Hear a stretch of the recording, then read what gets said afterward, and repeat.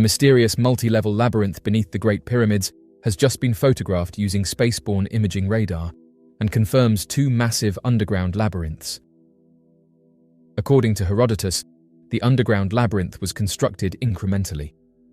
It contained over 12 spacious chambers with tall entrances, all interconnected by a complex system of passageways. The labyrinth was multi-tiered and encompassed by a fortifying enclosure. Polish experts, in collaboration with their American counterparts, conducted further research on the labyrinth, although from a distance. Utilizing remote sensing capabilities on the Capella space satellite, they captured images of the vicinity surrounding the pyramid in order to investigate the concealed labyrinths. Researchers observed that the higher level contains multiple spacious chambers and an intricate network of tunnels surrounding them. The underground structure has a total area of 400,000 square kilometers.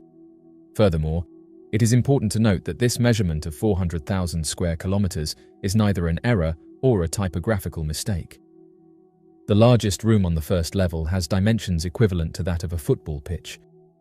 The lower level is indicated by the color red. The circular tunnels have a length of 1.3 kilometers and are positioned in a circular formation. Why the Egyptians could have used such an extensive system of labyrinths and large rooms remains a mystery. Strabo states that the labyrinth's ceilings are constructed from sturdy stone slabs, which enabled the Egyptians to create spacious underground chambers in such close proximity to the pyramid. Pliny the Elder, a Roman general and the author of natural history, briefly served with the legion in Egypt. He holds the distinction of being the first Roman of European origin to visit the pyramids and provide a detailed account of them. In 2009, a group of geophysicists, led by Egyptian archaeologists, utilized ground-penetrating radar to create an exceptionally comprehensive map of the region. Through this process, they uncovered an extensive network of subterranean walls, forming what may be described as an ancient labyrinth. The angles of the wall's closures indicate the presence of spacious enclosed areas. Therefore, the French research conducted in 2008 has been validated. The mystery of the Toynbee tiles. The Toynbee tiles, also known as Toynbee plaques, are an urban mystery that has baffled and intrigued people for decades. These mysterious messages, embedded in the asphalt of streets across approximately 24 major cities in the United States and 4 cities in South America, have sparked widespread curiosity and speculation. The origins, meaning, and creator of the Toynbee tiles remain unknown, making them a fascinating case of modern urban folklore. The Toynbee tiles first gained public attention in the early 1980s when pedestrians in Philadelphia began noticing small, cryptic messages embedded in the city's streets. The tiles, typically measuring about the size of a license plate, contained various strange messages. Over time, similar tiles were discovered in other major cities, including New York, Washington, D.C., Boston, and even as far afield as Buenos Aires, Argentina, and Santiago. The tiles are made from layers of linoleum and asphalt crack-filling compound, allowing them to adhere firmly to the pavement. The messages are meticulously cut out and often feature additional, smaller text, providing further cryptic instructions or commentary. Despite being subject to traffic and weather, many of the tiles have remained intact for years, a testament to their durable construction. The reference to Toynbee in the tiles is widely believed to refer to the British historian Arnold J. Toynbee, known for his work on the cyclical nature of civilizations.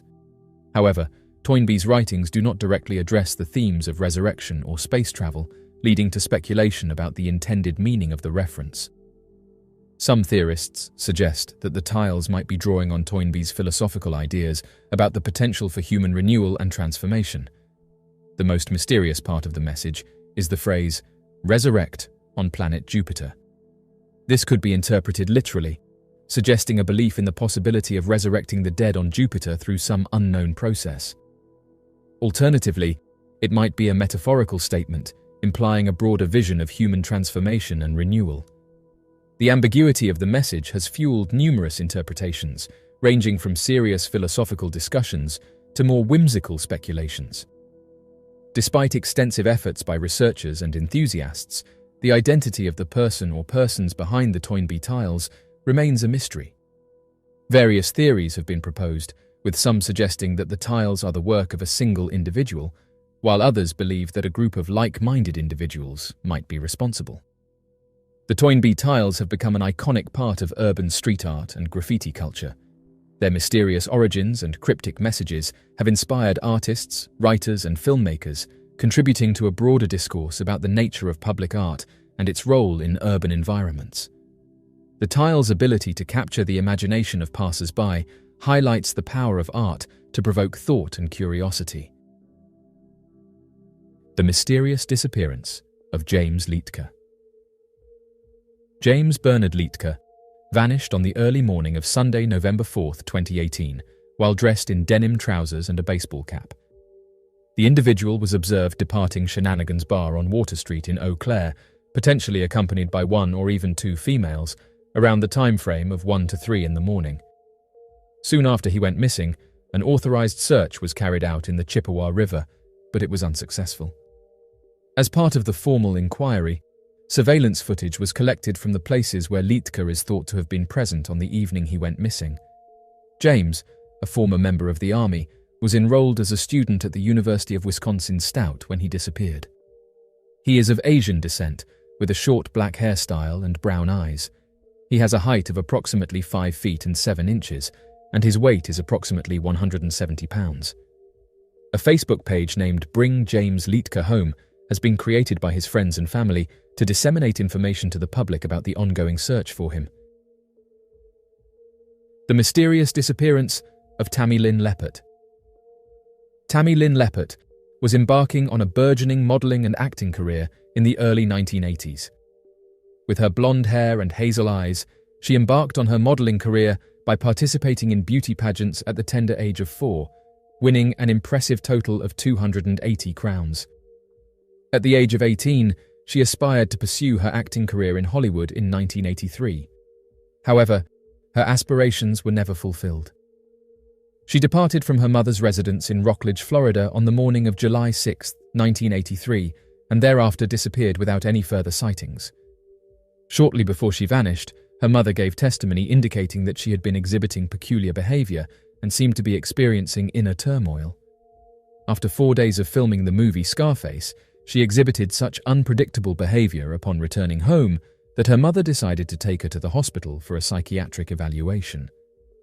Tammy Lin Leopard was placed under the doctor's supervision for a duration of 3 days before being discharged, as there was no substantiated proof of misuse or any other discernible physical conditions.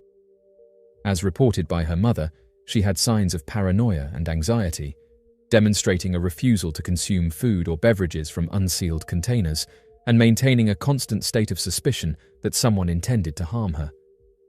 Significantly, on the morning she vanished, she had neglected to groom her hair prior to departing the residence, a behavior that her mother deemed highly uncharacteristic. She had accompanied an unknown male companion, who was the final individual to witness her existence. According to his account, they engaged in a dispute, and he left her alone at a parking lot near an Exxon gas station off State Road A1A in Cocoa Beach, Florida. Tammy Lin Leopard's final known attire consisted of a blue denim skirt and a blue top adorned with floral appliques. She was also carrying a grey purse and wearing sandals. Several tales have reported that witnesses saw her without shoes shortly before she vanished, although these reports were never confirmed. There were other conjectures that she might have been in her first trimester of pregnancy at the time of her vanishing. Leopard's mother asserted that she harbored fear towards the male acquaintance who had given her a ride on that particular day, and she believed he should have been regarded as a potential suspect. Nevertheless, the police said that he was not a plausible suspect, and no formal accusations were ever brought against him. The police inquiry ultimately led them to a man named Christopher Wilder, who was responsible for the vanishings of numerous women in the Florida region during the early to mid-1980s. He had a reputation for tricking females into coming to his house by pretending to offer them modeling opportunities. This deception may have led Tammy Lin Leopard, a well-known model, to go with him. The Leopard family initially initiated legal proceedings against Wilder, but ultimately decided to withdraw the allegations. Wilder met his demise in 1984 following an exchange with law enforcement, and the authorities were unable to definitively establish his connection to Leopard's vanishing. Tammy Lin Leopard's excessive suspicion caused her mother to suspect that her disappearance was connected to a more malevolent and threatening situation. She held the belief that her daughter had become entangled in a nearby money transfer organization and subsequently became a target of the criminal group due to her extensive knowledge of their activities. Nevertheless, these theories remained unverifiable. Tammy Lin Leopard's mother passed away in 1995, and to this day, the mystery surrounding her disappearance remains unsolved. Val Johnson Incident. On August 27, 1979, at approximately 1:40 in the morning, police officer Val Johnson was performing patrol duties in Marshall County, Minnesota.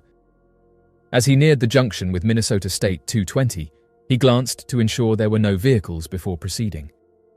While observing, he encountered an intensely luminous and dazzling light that appeared to be moving towards him. However, the light did not seem to be illuminating the road. Furthermore, the lights did not resemble the headlights of an approaching vehicle. The object was positioned around 4 feet above the ground and had distinct boundaries.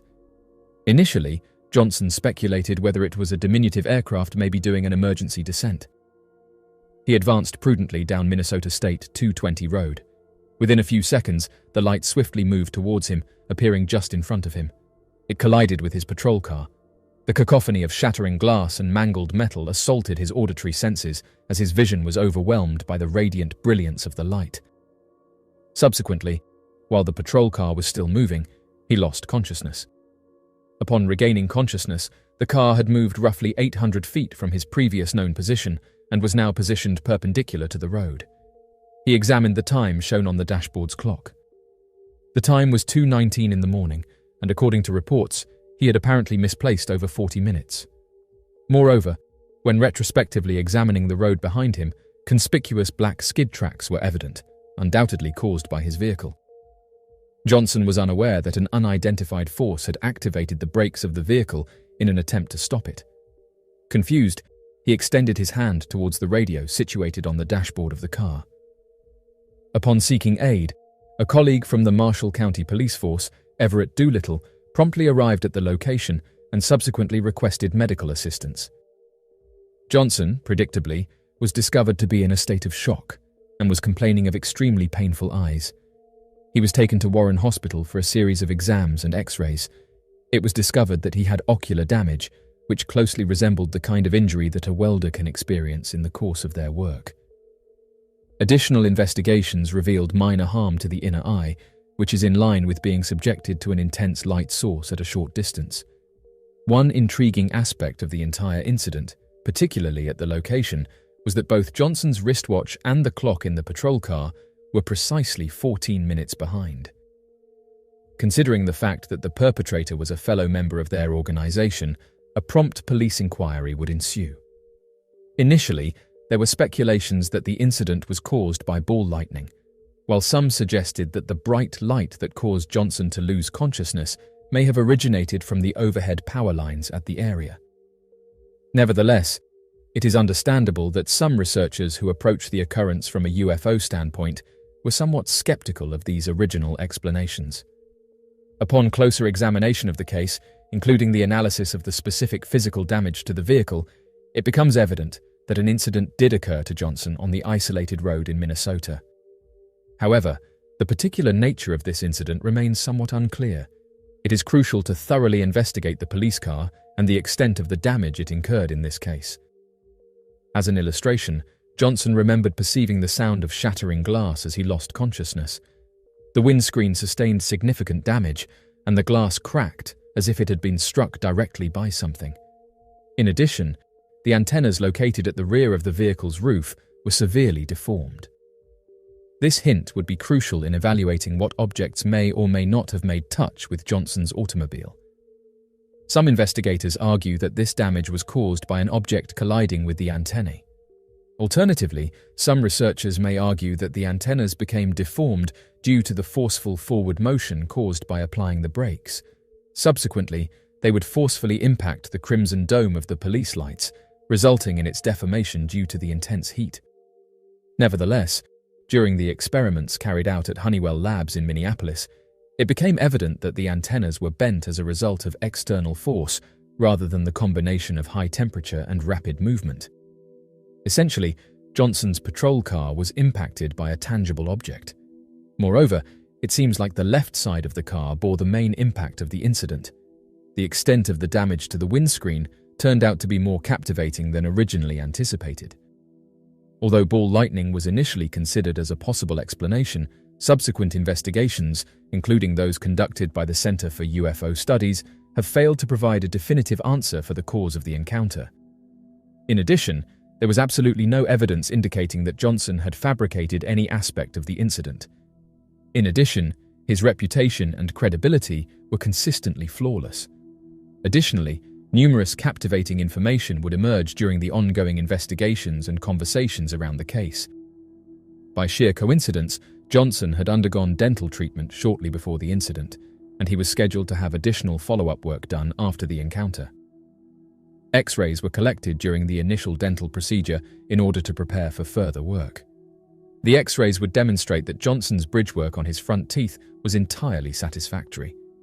However, during the subsequent process, the bridge work was no longer intact. Furthermore, they were fractured at the gum line. Johnson should have experienced significant edema and intense discomfort as a consequence of this. Nevertheless, he did not experience either of them. The National Oceanic and Atmospheric Administration are unable to identify or explain a set of mysterious holes on the ocean floor. In July 2022, a group of scientists discovered a distinctive series of cavities on the Atlantic Ocean floor, for which we have not yet determined a cause. A group of scientists were investigating a submerged mountain range in the ocean when they discovered the cavities. These are a peculiar sequence of dots arranged in nearly straight lines down the bottom of the ocean. On July 23rd, this finding was made, and since then, experts have been questioning if these formations are producing trails, designs, or any other form of meaningful pattern. The National Oceanic and Atmospheric Administration Ocean Exploration has undertaken the endeavor to elucidate this peculiar discovery. A spokesperson from the Ocean Exploration stated that the holes bear resemblance to human-made structures, yet they are surrounded by minor accumulations of sand, suggesting that they have been excavated in some way. They were also referred to as sublinear. It is possible that these holes may have already been reported, but we still do not know where they originated from or how they were created. The team was doing a dive to explore the area surrounding the Peak of Azores, which is an underwater volcano. The holes were discovered at a depth of 1.7 kilometers. The scientists from the National Oceanic and Atmospheric Administration had been conducting cartography of the deep-sea regions in the Charlie Gibbs Fracture Zone, Mid-Atlantic Ridge, and Azores Plateau. Limited information is available regarding these waters. However, the purpose of the Voyage to the Ridge 2022 expedition is to conduct a mission and enhance our understanding of this region. Scientists have urged the general people to participate in formulating theories and speculating about the underlying causes of these mysterious holes. 2008 marked a momentous occasion in the history of UFO sightings. Over a small Turkish village, a series of extraordinary events unfolded that would captivate the world's attention. The UFO sighting began when dozens of residents in the small village observed a series of strange lights and an object hovering in the night sky. Witnesses described the object as disc-shaped, with bright lights that seemed to pulse and change colors. The UFO hovered silently for hours, defying the laws of physics and leaving the villagers in a state of awe and disbelief. Turkey has a long and rich history of unexplained aerial phenomena dating back centuries, but between 2007 and 2009 in the northwest region of the country, a series of unusual events took place. Multiple strange objects were observed over the sea and witnessed by local residents. During that time, an important video was taken of something unidentified, hovering in the sky at the same location. Numerous residents from the local area have recounted their encounters with unidentified flying objects that displayed disc and oval shapes in the sky. These aerial objects had a distinct metallic appearance and demonstrated silent maneuvers, occasionally accompanied by peculiar red and orange lights.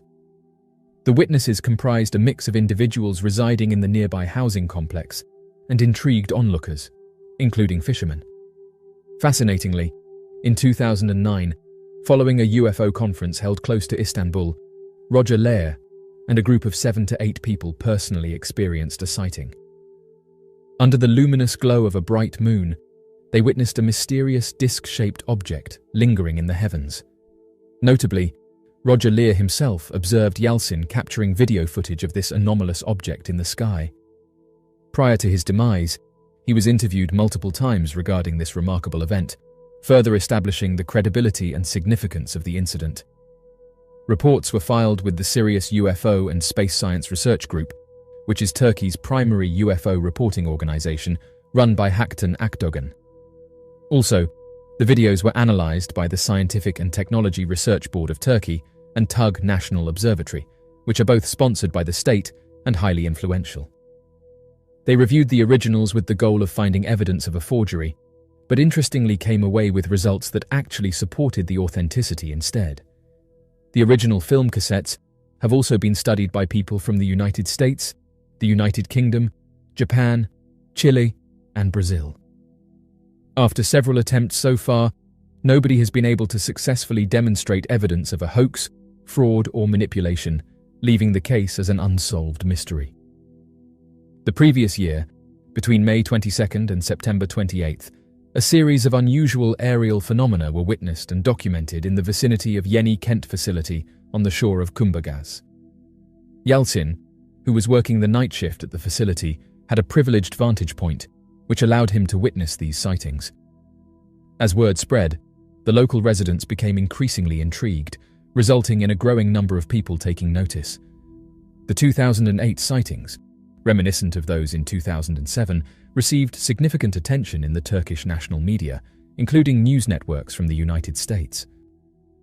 This, in turn, sparked the interest of the Turkish scientific and astronomy community, who took the initiative to thoroughly analyze the captured footage. The following day, a mesmerizing sphere of glowing orange and red plasma-like light hovers effortlessly in the sky, appearing motionless for an extended period of time. Its radiant brilliance casts a vibrant reflection upon the calm surface of the water, creating a breathtaking visual spectacle that captivates the onlookers. Just 4 days after the initial sighting, another distinct orange glowing object is witnessed. Shortly thereafter, a peculiar craft, depicted in the image provided below, is captured on film. Interestingly, there seems to be a potential horizontal movement that results in a noticeable shift of light and shadow across the entirety of the structure. This observation raises intriguing questions regarding the nature and behavior of these unidentified aerial phenomena. Upon reviewing the unedited video footage, it is evident that there is a distinctive elongated anomaly that remains stationary just above the surface of the water. Yeltsin, the person responsible for capturing the footage, skillfully utilized the zoom function on the camera, allowing for multiple close-ups and wide shots. As of right now, one theory that's been put forward is that this object is part of a cruise ship. However, when looking into the object location within the sky, along with ships, logs, and records, it shows that nothing was in that area during the time of these sightings. In the following analysis, a thorough examination has been conducted, revealing multiple factors that cast doubt on the validity of the cruise ship theory. The moon as a reference point is often used by astronomers to estimate the angular elevation of objects in the night sky, such as airplanes, helicopters, and celestial objects. The standard rule is, the angular diameter of the moon is about 0.5 degrees, or 2 moon widths would be 1 degree. During the 17th of May, the segment of the moon and the unknown object are filmed in the same frame for several minutes. This can be used to see how far the object was above the horizon. It could theoretically decide if it was too high in altitude, or, if the object was on the horizon, it could support the cruise ship theory. When filming both the moon and an object in conjunction, this particular scenario provides a valuable opportunity to estimate the angular elevation of the object above the horizon. The Turkey UFO Case website used Stellarium, a highly popular planetarium software among astronomers, and this allows users to observe celestial alignments of stars and planets from any location on Earth, either in the present or the past. In this specific case, they inputted the precise coordinates of the camera's position on May 17, 2009. Analysis of the footage reveals that at 6 minutes past 3, the moon appeared approximately 12.3 degrees above the horizon when observed from the camera's location. This information, captured in detail, provides a comprehensive understanding of the specific celestial positioning during that precise moment in time and space. According to a widely accepted astronomy principle, it is established that when the diameter of two moons is combined, it measures up to 1 degree. This fundamental rule serves as a valuable tool for measuring celestial objects and phenomena. Examining the given scenario below, it becomes evident that the unidentified object captured in the video was positioned approximately 7.9 degrees above the horizon. This information not only highlights the significance of the astronomy rule, but also underscores its practical application in analyzing celestial observations. According to Alcyoni's assertion, if a ship is situated far beyond the Earth's curvature, it would give the illusion of being significantly lower on the horizon compared to its actual position. Once the measurements have been established, we can now proceed to visualize the appearance of the unidentified object at that specific moment. It is important to note that based on the data, the object's position relative to the horizon suggests that it is highly unlikely to be a cruise ship or yacht. According to Alcyoni's claims, the object in question was the bridge of a cruise ship, but it is highly unlikely due to its proximity to the shore and shallow waters. The measurements suggest that the unidentified object was positioned too high above the surface, contradicting Alcyoni's theory. This discrepancy challenges the validity of Alcyoni's claim and raises doubts about the accuracy of their assessment. Examining the scenario more deeply, it becomes evident that the object's height could not be attributed to a cruise ship's bridge, as it would be too high in the sky. The designated marina utilized for accommodating cruise ships that visit is known as the port of Karakoy. However, it is worth noting that this marina is situated in the Bosphorus Strait, which unfortunately cannot be visually observed from the specific location of the observer. The automatic identification system is a globally employed automated tracking system utilized by vessel traffic services to electronically exchange ship data, with the purpose of identifying and locating ships. This system operates through automatic identification system transponders, which are equipped with a VHF radio that transmits the position of ships periodically.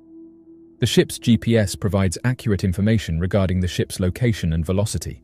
With its comprehensive coverage and in-depth analysis, the automatic identification system plays a crucial role in enriching maritime operations by enhancing the understanding of vessel movements and facilitating effective traffic management.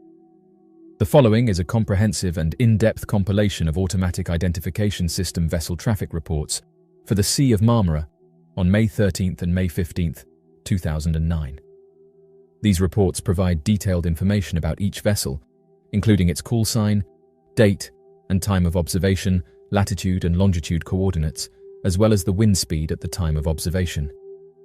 In the event that a cruise ship or yacht happened to be present at the specified sighting location, it is imperative that it be included in the list.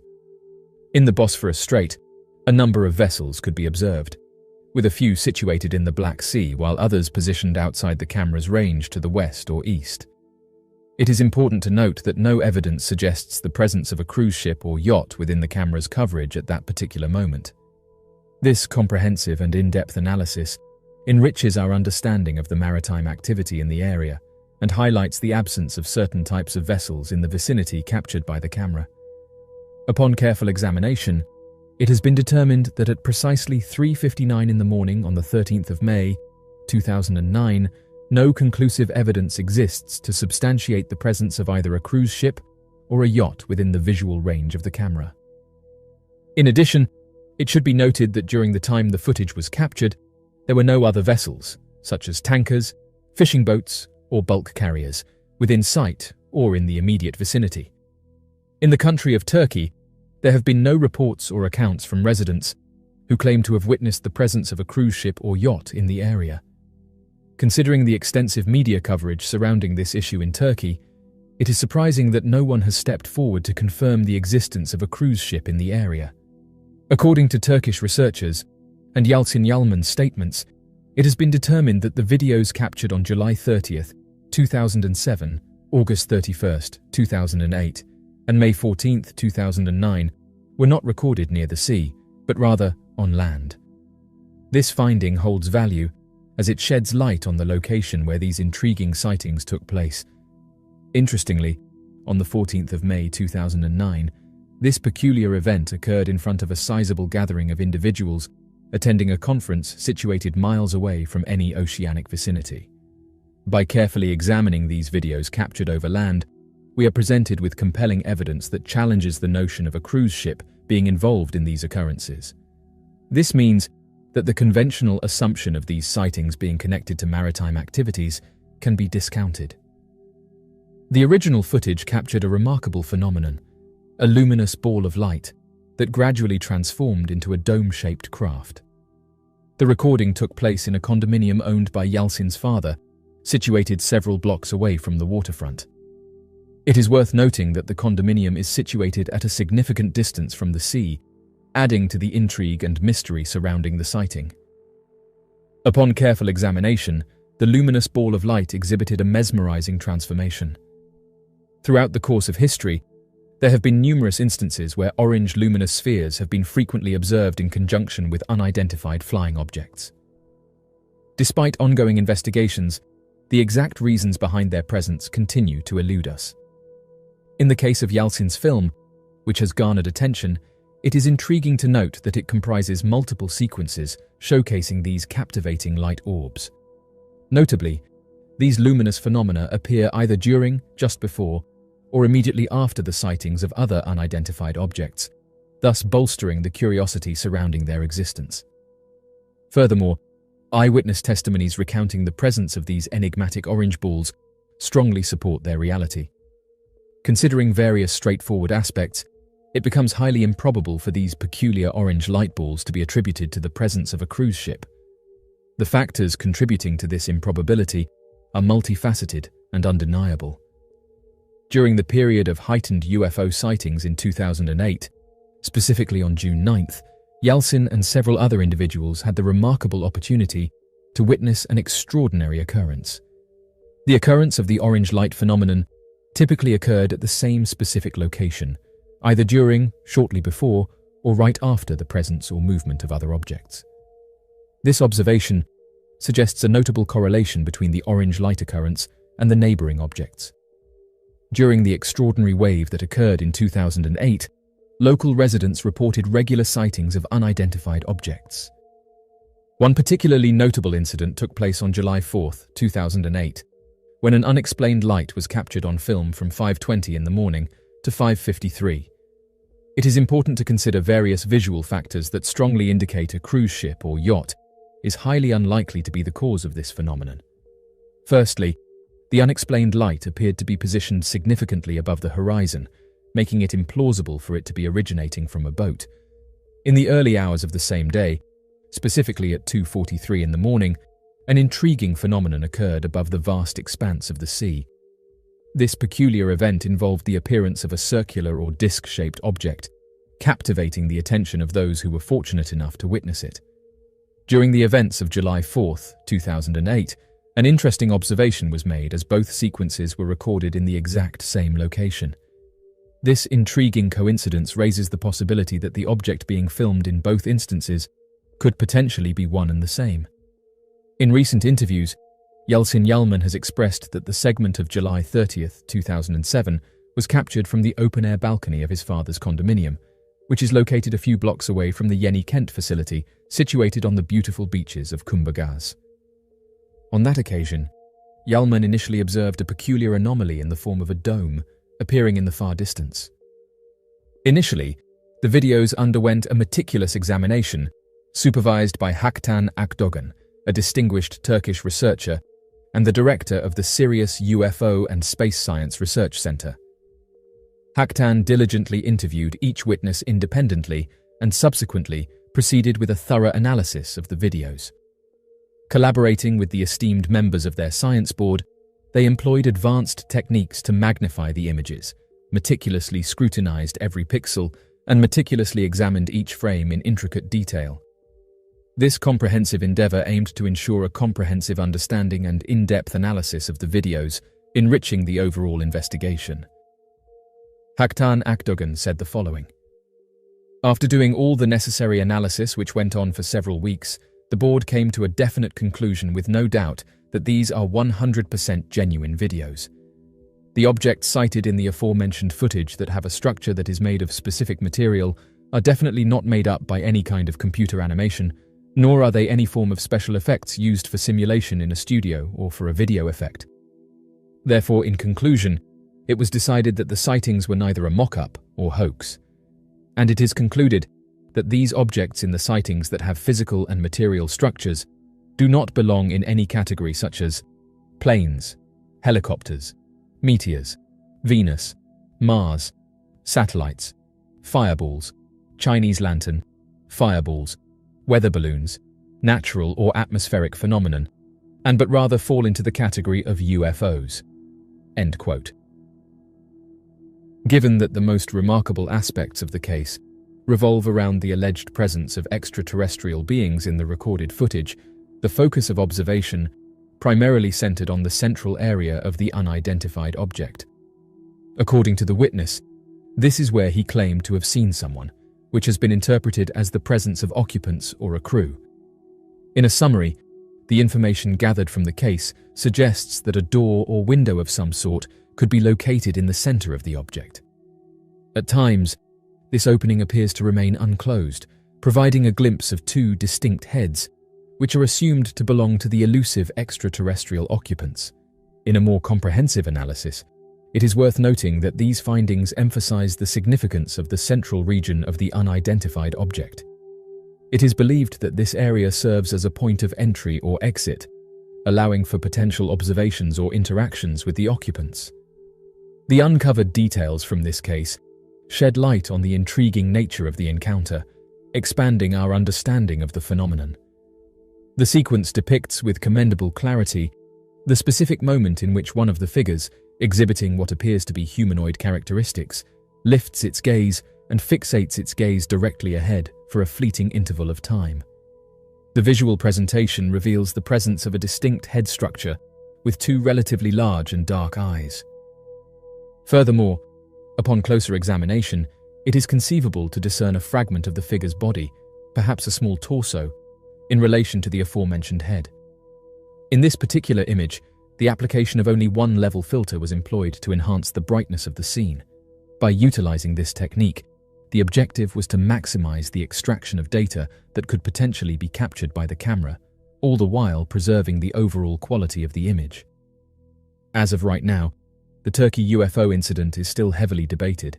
Ship records show that no cruise ship was in the area during these sightings, and after zooming in on the footage, there's many that believe they can see humanoid entities within the aircraft. To this day, the Turkey incident remains a mystery. The Grand Canyon, with its awe-inspiring beauty and geological marvels, has long captured the imagination of explorers and adventurers. It is a place of mystery and wonder, where the secrets of the Earth's ancient past are etched into the layers of rock. Among the many tales and legends associated with the Grand Canyon is the intriguing story of an underground city of giants hidden within its depths. According to the legend, a group of explorers in the early 20th century stumbled upon an entrance to a vast underground city while navigating the rugged terrain of the Grand Canyon. They claimed that the entrance, concealed behind a massive rock formation, led them into an otherworldly realm inhabited by a race of giants. The explorers described the giants as towering beings, measuring over 10 feet in height, with extraordinary strength and advanced technology. The story of the underground city of giants in the Grand Canyon has captivated the imaginations of many, fueling speculation and curiosity about its existence. Explorers reported encountering large human-like creatures dwelling within the caves, with one of the members saying that at one point, the creatures started to throw rocks at them. The allure of hidden civilizations, particularly ones associated with giants or other extraordinary beings, taps into our fascination with the unknown and our yearning for extraordinary discoveries. As they ventured deeper into the labyrinthine canyons, they stumbled upon an entrance concealed behind a large rock. Stepping through the hidden entrance, the explorers found themselves in a vast underground chamber, filled with an otherworldly glow. The air was thick with a mysterious energy, and the walls shimmered with an ethereal luminescence. As they cautiously explored the cavern, they noticed strange markings and symbols etched into the walls, noting that it was a language they couldn't decipher. As they delved deeper into the underground city, their amazement grew. Gigantic stone structures towered above them, hinting at an advanced civilization that once thrived within these underground chambers. The corridors seemed built for beings of colossal size, with ceilings so high they disappeared into darkness.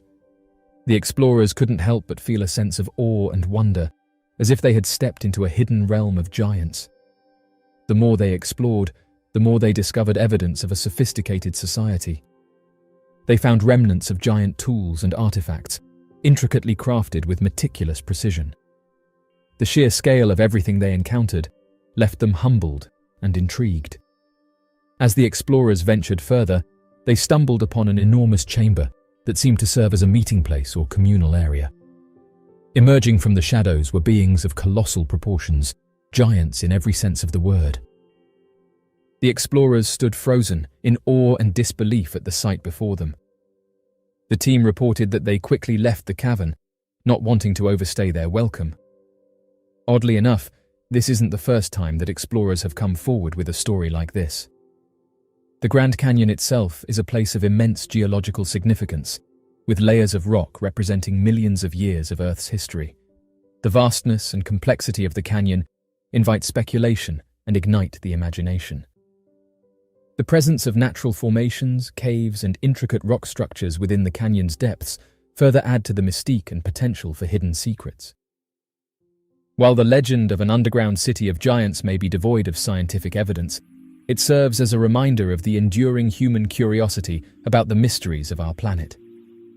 The quest for hidden civilizations and lost worlds has inspired countless explorers and adventurers throughout history. It drives us to delve deeper into the unknown, pushing the boundaries of our understanding and seeking answers to questions that have eluded us for centuries. The allure of the underground city of giants in the Grand Canyon serves as a reminder that there is still much to be explored and discovered in our world.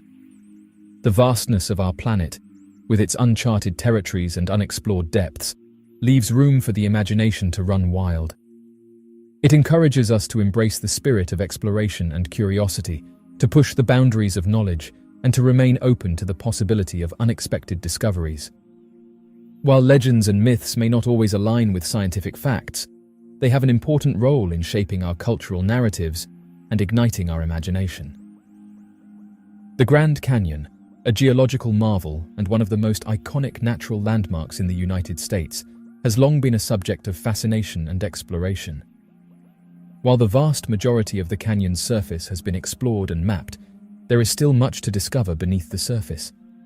Hidden within the depths of the Grand Canyon are undiscovered cave networks, mysterious subterranean passages that hold the potential for remarkable scientific and exploratory findings. The rugged and complex geology of the Grand Canyon offers a favorable environment for the formation of caves. Over millions of years, the relentless forces of erosion, water, and chemical processes have shaped the limestone and other soluble rock formations, creating an intricate network of underground chambers and passages. These caves, hidden from view, remain largely untouched and unexplored, holding secrets that could shed light on the geological history of the region and potentially harbor unique ecosystems. Exploring the undiscovered cave networks in the Grand Canyon presents significant challenges. The vastness and ruggedness of the canyon make it difficult to access and navigate these hidden chambers. The treacherous terrain, steep cliffs, and remote locations pose logistical challenges for cave explorers. Additionally, the delicate nature of these underground environments requires careful consideration and conservation efforts to minimize human impact and preserve their pristine condition. Despite the challenges, there have been intriguing discoveries that hint at the existence of undiscovered cave networks in the Grand Canyon. Anecdotal reports and occasional glimpses of hidden passages by hikers, scientists, and explorers have fueled the belief that there is much more to be uncovered beneath the surface. These accounts, while tantalizing, serve as a reminder of the mysteries that lie hidden within this geological wonder. The exploration of these cave networks could provide valuable insights into the geological processes that shaped the Grand Canyon. By studying the formations, mineral deposits, and sedimentary layers found within the caves, scientists could gain a deeper understanding of the canyon's formation and its evolution over millions of years. This knowledge could contribute to our understanding of Earth's geologic history and shed light on the forces that shape our planet. Undiscovered cave networks in the Grand Canyon also offer the potential for significant biological discoveries. Caves are known to harbor unique ecosystems, often characterized by specialized organisms adapted to the dark and isolated conditions. These caves could be home to species that have adapted to thrive in the challenging subterranean environment. The discovery of new species or the identification of relict populations of rare and endangered organisms could have important implications for conservation efforts and our understanding of biodiversity. The exploration of undiscovered cave networks in the Grand Canyon could also have cultural and historical significance. Native American tribes have long held spiritual and cultural connections to the Grand Canyon, and the discovery of caves and associated artifacts could provide valuable insights into their history and traditions. Additionally, the caves may contain archaeological remains or evidence of ancient human habitation, shedding light on the early human presence in the region. To ensure responsible exploration and preservation of the undiscovered cave networks in the Grand Canyon, a balanced approach is necessary. Careful planning, adherence to ethical guidelines, and collaboration between scientists, conservationists, and indigenous communities are crucial. Any exploration efforts should prioritize conservation, minimizing disturbance to fragile ecosystems and cultural sites, and respecting the spiritual significance of the canyon to Native American tribes. The Grand Canyon, with its vast expanse and rugged terrain, is not only a breathtaking natural wonder, but also a place of mystery and intrigue. While it attracts millions of visitors each year, it is also known for its unforgiving nature and the occasional disappearance of individuals who venture into its depths. The number of people who go missing in the Grand Canyon is a topic of concern and curiosity, highlighting the challenges and risks associated with exploring this majestic landscape. While the Grand Canyon is a popular destination for outdoor enthusiasts and adventure seekers, it is important to recognize that its sheer size and ruggedness can pose significant risks. Each year, a small number of individuals unfortunately become disoriented, encounter accidents, or face unexpected challenges that result in their disappearance. The harsh environment, extreme temperatures, treacherous terrain, and limited access to emergency services contribute to the complexities of search and rescue operations. It is difficult to determine the exact number of people who go missing in the Grand Canyon each year, as comprehensive and up-to-date data is not readily available. The National Park Service, responsible for managing the Grand Canyon National Park, keeps records of incidents and search and rescue operations. However, these numbers may not capture all cases, as some missing person reports might fall under the jurisdiction of local law enforcement agencies or tribal authorities. Despite the challenges in obtaining precise figures, it is evident that the number of missing persons in the Grand Canyon is relatively low compared to the vast number of visitors it receives annually. The National Park Service and other agencies involved in search and rescue operations work diligently to locate and assist individuals who find themselves in distress. They employ various techniques, including air and ground searches, as well as collaboration with local law enforcement, volunteer groups, and specialized teams with expertise in wilderness rescue. The Grand Canyon's remote and rugged nature poses unique challenges in search and rescue operations. The vastness of the area, coupled with its intricate and often treacherous terrain, can make locating missing individuals a daunting task. The search efforts require extensive resources, including trained personnel, specialized equipment, and a coordinated approach to maximize the chances of a successful outcome. However, even with these efforts, not all cases result in a positive resolution, and some missing persons are never found. It is crucial for visitors to the Grand Canyon to exercise caution and prepare adequately before embarking on any outdoor activities. This includes informing others of their plans, staying on designated trails, carrying appropriate safety gear, and being aware of the potential hazards and challenges that the environment presents. Additionally, visitors should be mindful of their physical abilities and limitations, as well as the potential impact of weather conditions, especially during extreme heat or flash flood events. The National Park Service and other relevant organizations continue to work on raising awareness about the importance of responsible outdoor exploration and the risks associated with venturing into the Grand Canyon's vast wilderness. They provide educational resources, visitor guidelines, and safety information to help mitigate the potential for accidents and incidents. By promoting preparedness, caution, and respect for the natural environment, they aim to reduce the number of incidents and improve visitor safety.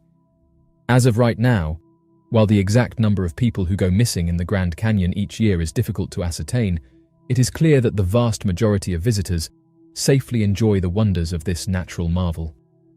Nonetheless, the unique and challenging environment of the Grand Canyon demands respect, caution, and preparedness from those who choose to explore it. Through ongoing efforts in search and rescue operations, education, and visitor safety guidelines, organizations strive to enhance visitor safety and mitigate the risks associated with this extraordinary landscape. This hiker posted an interesting photograph to social media, showing what appears to be a strange smoke ring. Oddly enough, they said that it appeared out of nowhere, and detailed that the area they were hiking in had no signs of anything burning. At first they thought that it was just smoke, but said that it didn't change shape and appeared to be following him. Interestingly enough, this isn't the first time that one of these has been recorded, and there's some who think that they aren't just smoke, but suggest that they are something unknown. The hiker managed to take some close-up photographs of the object, with this one being one of the clearest, but as of right now, they aren't sure what this thing is, saying that they haven't seen one since. Oddly enough, others have said that the same thing has happened to them, and that they seem to appear out of nowhere. Smoke rings, also known as toroidal or donut-shaped objects, are a rare but intriguing phenomenon that have been witnessed by many people over the years. These objects appear as perfect, smoke-like rings that seem to float effortlessly in the sky. They have been reported all over the world, from the United States and Canada to Europe and Australia. One of the most famous sightings of a smoke ring object occurred in 1957 in Fargo, North Dakota. Two police officers were on patrol when they saw a large, smoke-like ring in the sky. They described it as being about 100 feet in diameter and perfectly formed. It floated silently across the sky and disappeared after a few minutes. Another notable sighting occurred in 1979 in England. A man named Peter Paget was driving near Stonehenge when he saw a smoke ring object hovering in the sky. He pulled over to get a better look and saw that the ring was spinning rapidly. The object then shot off into the distance at incredible speed. Despite the many sightings of these smoke rings, scientists remain skeptical of their existence. They argue that smoke rings are a common natural phenomenon and can be produced by volcanoes, wildfires, and other sources. They also point out that many of the reported sightings of smoke rings could be explained by other phenomena, such as clouds or atmospheric conditions. However, there are some researchers who believe that smoke rings are a genuine phenomenon and that they may even have advanced origins. They argue that the perfect circular shape of the rings is not something that could easily be produced by natural causes, and that the objects often exhibit unusual movements that cannot be explained by conventional aircraft. One theory about the origin of smoke rings is that they are advanced propulsion systems used by advanced spacecraft. Some researchers speculate that the rings are created by a technology similar to the Alcubierre drive, which is a theoretical method of faster-than-light travel that involves distorting space-time around a spacecraft. Another theory is that smoke rings are a form of cloaking technology used by advanced spacecraft to make themselves invisible to human observers. This theory suggests that the rings are not the actual craft, but rather a byproduct of the cloaking technology.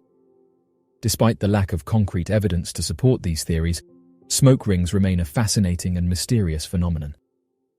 Whether they are natural or extraterrestrial in origin, their perfect circular shape and unusual movements make them a compelling subject for researchers and enthusiasts alike.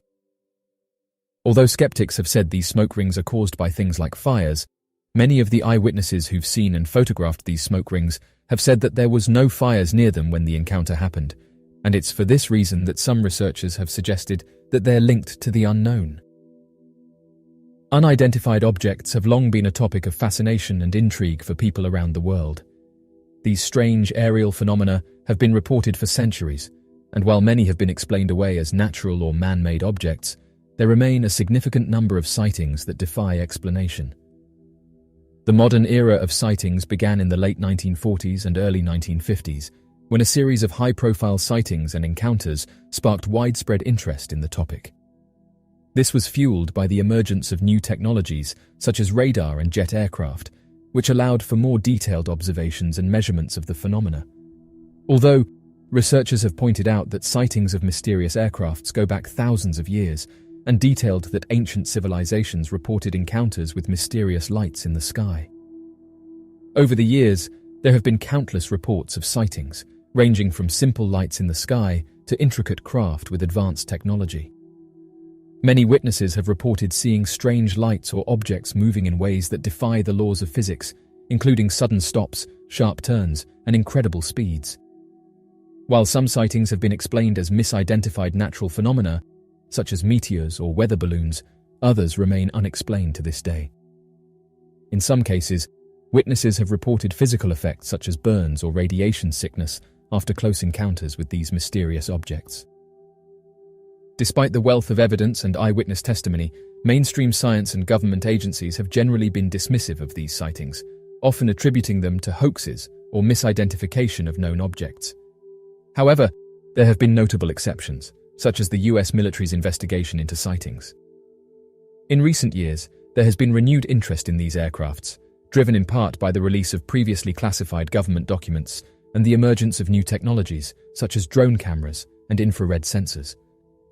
The US government has acknowledged the existence of a task force, and many countries around the world have released their own reports and investigations into the phenomena.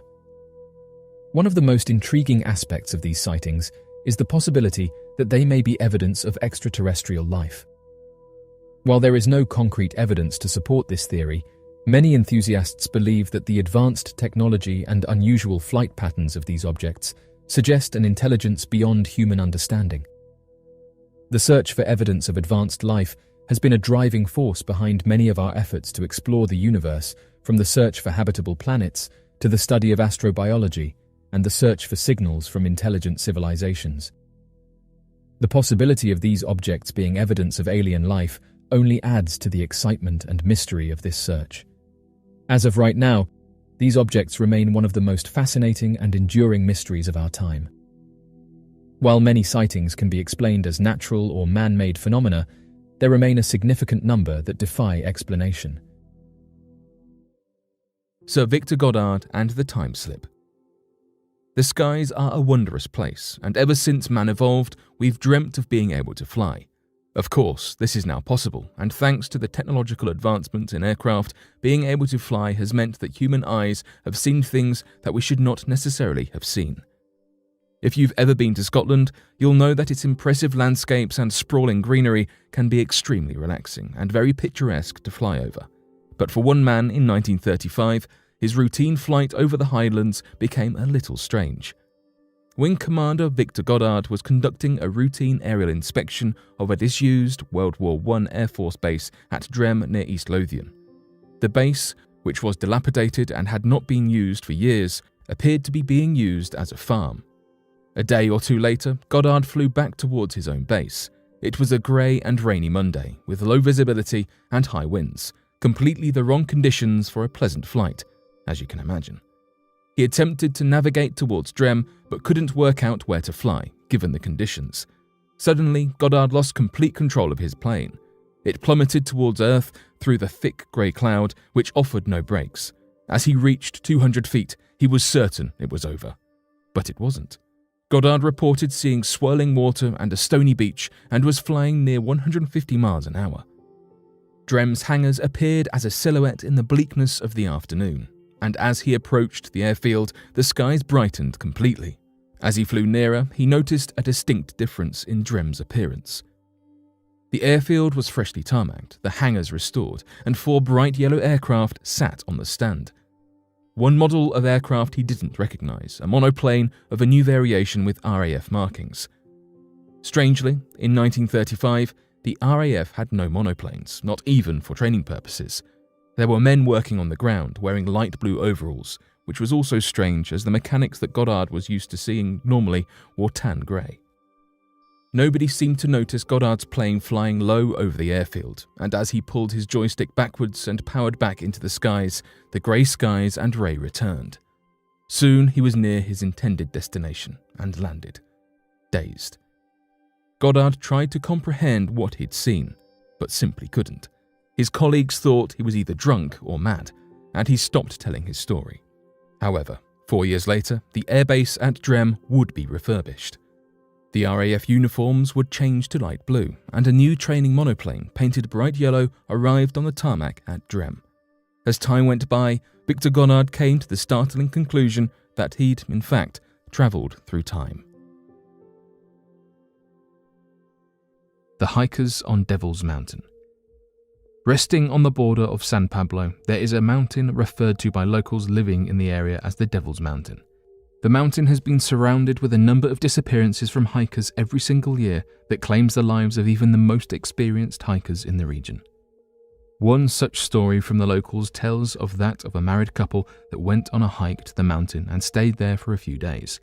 After they had met others and told them they would be taking a forked path, they were never seen from again, leaving many people wondering which path they had taken, since there seemed to have been no forked path in the area.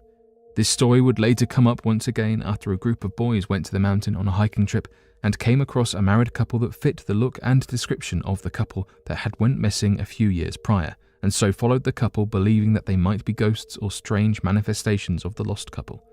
As they followed the couple, they witnessed them going down a forked path and so followed them, of which eventually led to them losing sight of the couple and sustaining injuries falling down an area of the mountain. This has led some to believe that the lost people of whom went hiking on the mountain are still there, stuck in a possible time loop or warped reality in which they are jumping through time and encountering other people of whom have went missing on the mountain years prior. These fears have left many, including experienced hikers, worried as to how or why these strange occurrences have been appearing on the mountain, and so leave many fearful of journeying through the region. Are shadow people time travelers? Shadow people sound a bit creepy, right? They are defined as supernatural shadow-like humanoid figures that, according to believers, are seen flickering on walls and ceilings in the viewer's peripheral vision. Shadow people are considered as entities of the underworld, but those who have experienced them are not sure whether they are evil, helpful, or just there. Scientists have tried to offer explanations for the phenomena.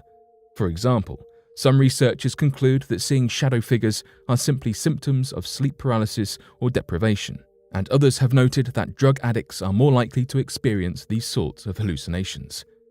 Alternatively, they can simply be the mind playing tricks on somebody who's experiencing a heightened sense of alert, for example, when you're walking down a dark alley at night. However, some people are convinced that shadow people are actually apparitions of time travelers. They think that the reason that they are only in shadow form is because we, on Earth, can't clearly see the future and therefore find it hard to see these figures. Instead of being supernatural or devilish creatures, they are actually just people from other dimensions. They also don't seem to be taking any notice of the people that see them, therefore fitting in with the common time travel theme. Often when time traveling, the person experiencing it is not noticed by anybody else. The thing is, this is all heavily disputed, and the scientific explanations are well weighted in their favour. We'll never know for sure if shadow people are time travellers or not, or even real. But one thing is for sure: the human imagination is a powerful thing. The disappearance of Jean Virginia Sampair. British Columbia, Canada. Sometime around 10 or 11 p.m. on the 14th of October 1971.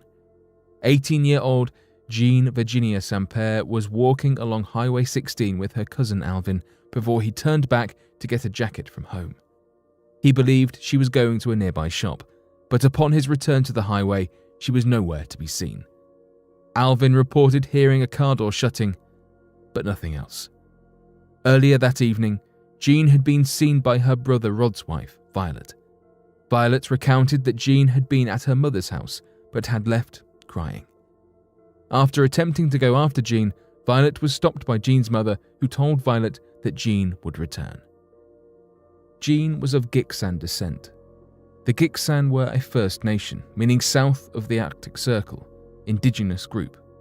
When Jean failed to return home that night, her mother reported her to the Teotihuacan Indian band, who, due to protocol, waited for some time to report the disappearance to the Royal Canadian Mounted Police. The search for Jean continued for 8 days, with police officers from other towns joining the search.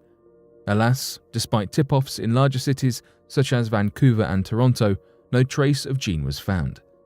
A 1971 report from the Teotihuacan band chief counsellor determined that Jean had drowned, and the case was formally closed in 1985, only to be subsequently reopened after the family complained that there was no conclusive evidence that Jean had drowned. For Jean to have simply vanished was as alarming as it was strange, and subsequent events in the area fueled more sinister theories about the case. Her brother Rod alleged that he had seen files stating that a man named Kenny Russell had found some footprints near Teotihuacan River. Although the footprints were never identified, this was the piece of evidence said to be behind the drowning theory. Rather mysteriously, Jean's boyfriend had gone missing soon before she disappeared herself, but was found drowned in the Skeena River nearby. The authorities initially thought that Jean may have committed suicide, but once again, this theory was dispelled as Jean was not known to be a suicide risk. The most chilling theory is that Jean was the second of the first 3 victims of the Highway of Tears, a stretch of Highway 16 where between 18 and 83 people have either gone missing or been murdered since 1970. This theory is supported by the car door noise her cousin heard on the night she disappeared. Worryingly, there is known to be disproportionately high numbers of murders and disappearances of Indigenous women on the victim list. Jean Virginia Sampair may well have been number 2 on that list. The disappearance of Susan Pearson. In 1966, a woman by the name of Susan Elizabeth Pearson was last seen in Missoula, Montana, and has not been seen since. Miss Pearson, an American woman from Portland, Oregon, went missing due to mysterious circumstances. She had been a graduate student at the University of Montana and was teaching there as an instructor at the time of her disappearance, days before her doctoral thesis was due. She was last seen by her friends on campus, as she was meant to take her business administration exam but never arrived. Likewise, Susan missed 2 work checks meant for her adding up to $1,200, which were never claimed. Initial searches for the woman were futile, yet when the police checked her apartment, they found it in pristine condition, untouched with not a single sign of struggle.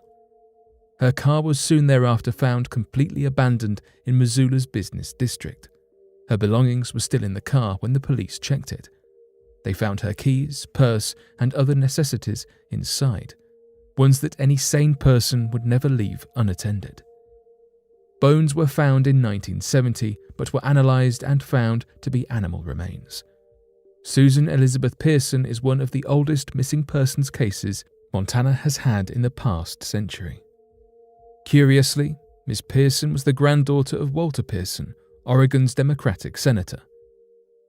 Susan King, who was one of Susan Pearson's friends and a prominent singer at a nightclub, told the police that she had visited her on the night before her sudden disappearance, and that Pearson was in a frantic, nervous state. It was just a different Sue, she had stated. A prominent piece of the puzzle was the information King also received. Pearson mentioned leaving her life behind to begin anew in her frantic state. Later, she added that 2 delinquent boys from the course she was teaching threatened her with physical violence. Pearson's brother, David, added that it appeared his sister rushed out of her apartment and the tea kettle was left to boil on the stove. Days after her disappearance, there was a report of a sighting in Lolo Pass, but evidence of her actually being there is non-existent. no further sightings were ever reported. The Buache map shows Antarctica without ice. For over 40,000 years, Antarctica has been covered by glaciers and snow, making it one of the most inhospitable places on the planet. The ice makes it impossible for Antarctica to be a home to any humans. However, there are some thinkers who believe this wasn't always so. The Buache map was drawn by French geographer Philippe Buache. Buache drew his maps by combining his geographic knowledge, research from contemporary explorers, and astronomical observation. The map he produced in 1739 was titled in French. However, when translated, it means Map of the Southern Lands contained between the Tropic of Capricorn and the Antarctic Pole, where the new discoveries made in 1739 to the south of the Cape of Good Hope may be seen. The biggest discovery on Buache's map was that it appeared to depict Antarctica before it was buried by ice, leading some explorers and geographers to use it as evidence that Antarctica was inhabited by an ancient civilization before being rediscovered in the 19th century. The most famous proponent of this theory was Charles Hapgood, who published Buache's map in his 1966 book Maps of the Ancient Sea Kings. However, the arguments of Hapgood and others have been met with criticism. Firstly, many argue that Hapgood did not take care in translating Buache's annotations on the map before publishing it, and if he had, he would have realized that Buache did not mean to depict an ice-free Antarctica. For example, there are multiple annotations over Antarctica on the map where Buache has written conjecturé and soupçonné, which translate as conjectured and suspected, showing Buache himself was not sure that human life could survive on Antarctica. What's more, the annotations also make frequent references to icebergs, freezing temperatures, and glaciers over Antarctica. Icebergs are even drawn on the map. Therefore, for many, the argument that Buache was using the map to claim Antarctica was ice-free would be ludicrous. Secondly, two versions of Buache's map were created, one which shows Antarctica with ice and one without. This has led some to suspect that the latter version of Buache's map might have been drawn by another cartographer or even forged. Thirdly, there is every possibility that Buache was mistaken. Buache was a highly qualified man who was one of the foremost theoretical geographers, and a lot of deductions on his map have proved true. For example, the existence of Alaska and the Bering Strait. However, that is not to say his work was faultless. His map shows New Zealand as a peninsula of the Antarctic landmass and a central Antarctic Sea, both of which are incorrect. It's possible the map was drawn by Buache, but showing an ice-free Antarctica that could have housed an ancient civilization was just another mistake he made. The truth of the matter is, we will never know if Antarctica was once home to an ancient civilization. In some areas of Antarctica, there are 30 tons of ice weighing down on the land's surface. If this ice were to be removed, the land would be so low that sea levels would immediately flood it. Frustratingly, this means there is no way to prove or disprove Buache's map and the theories that have come from it. Zhang Heng's earthquake device.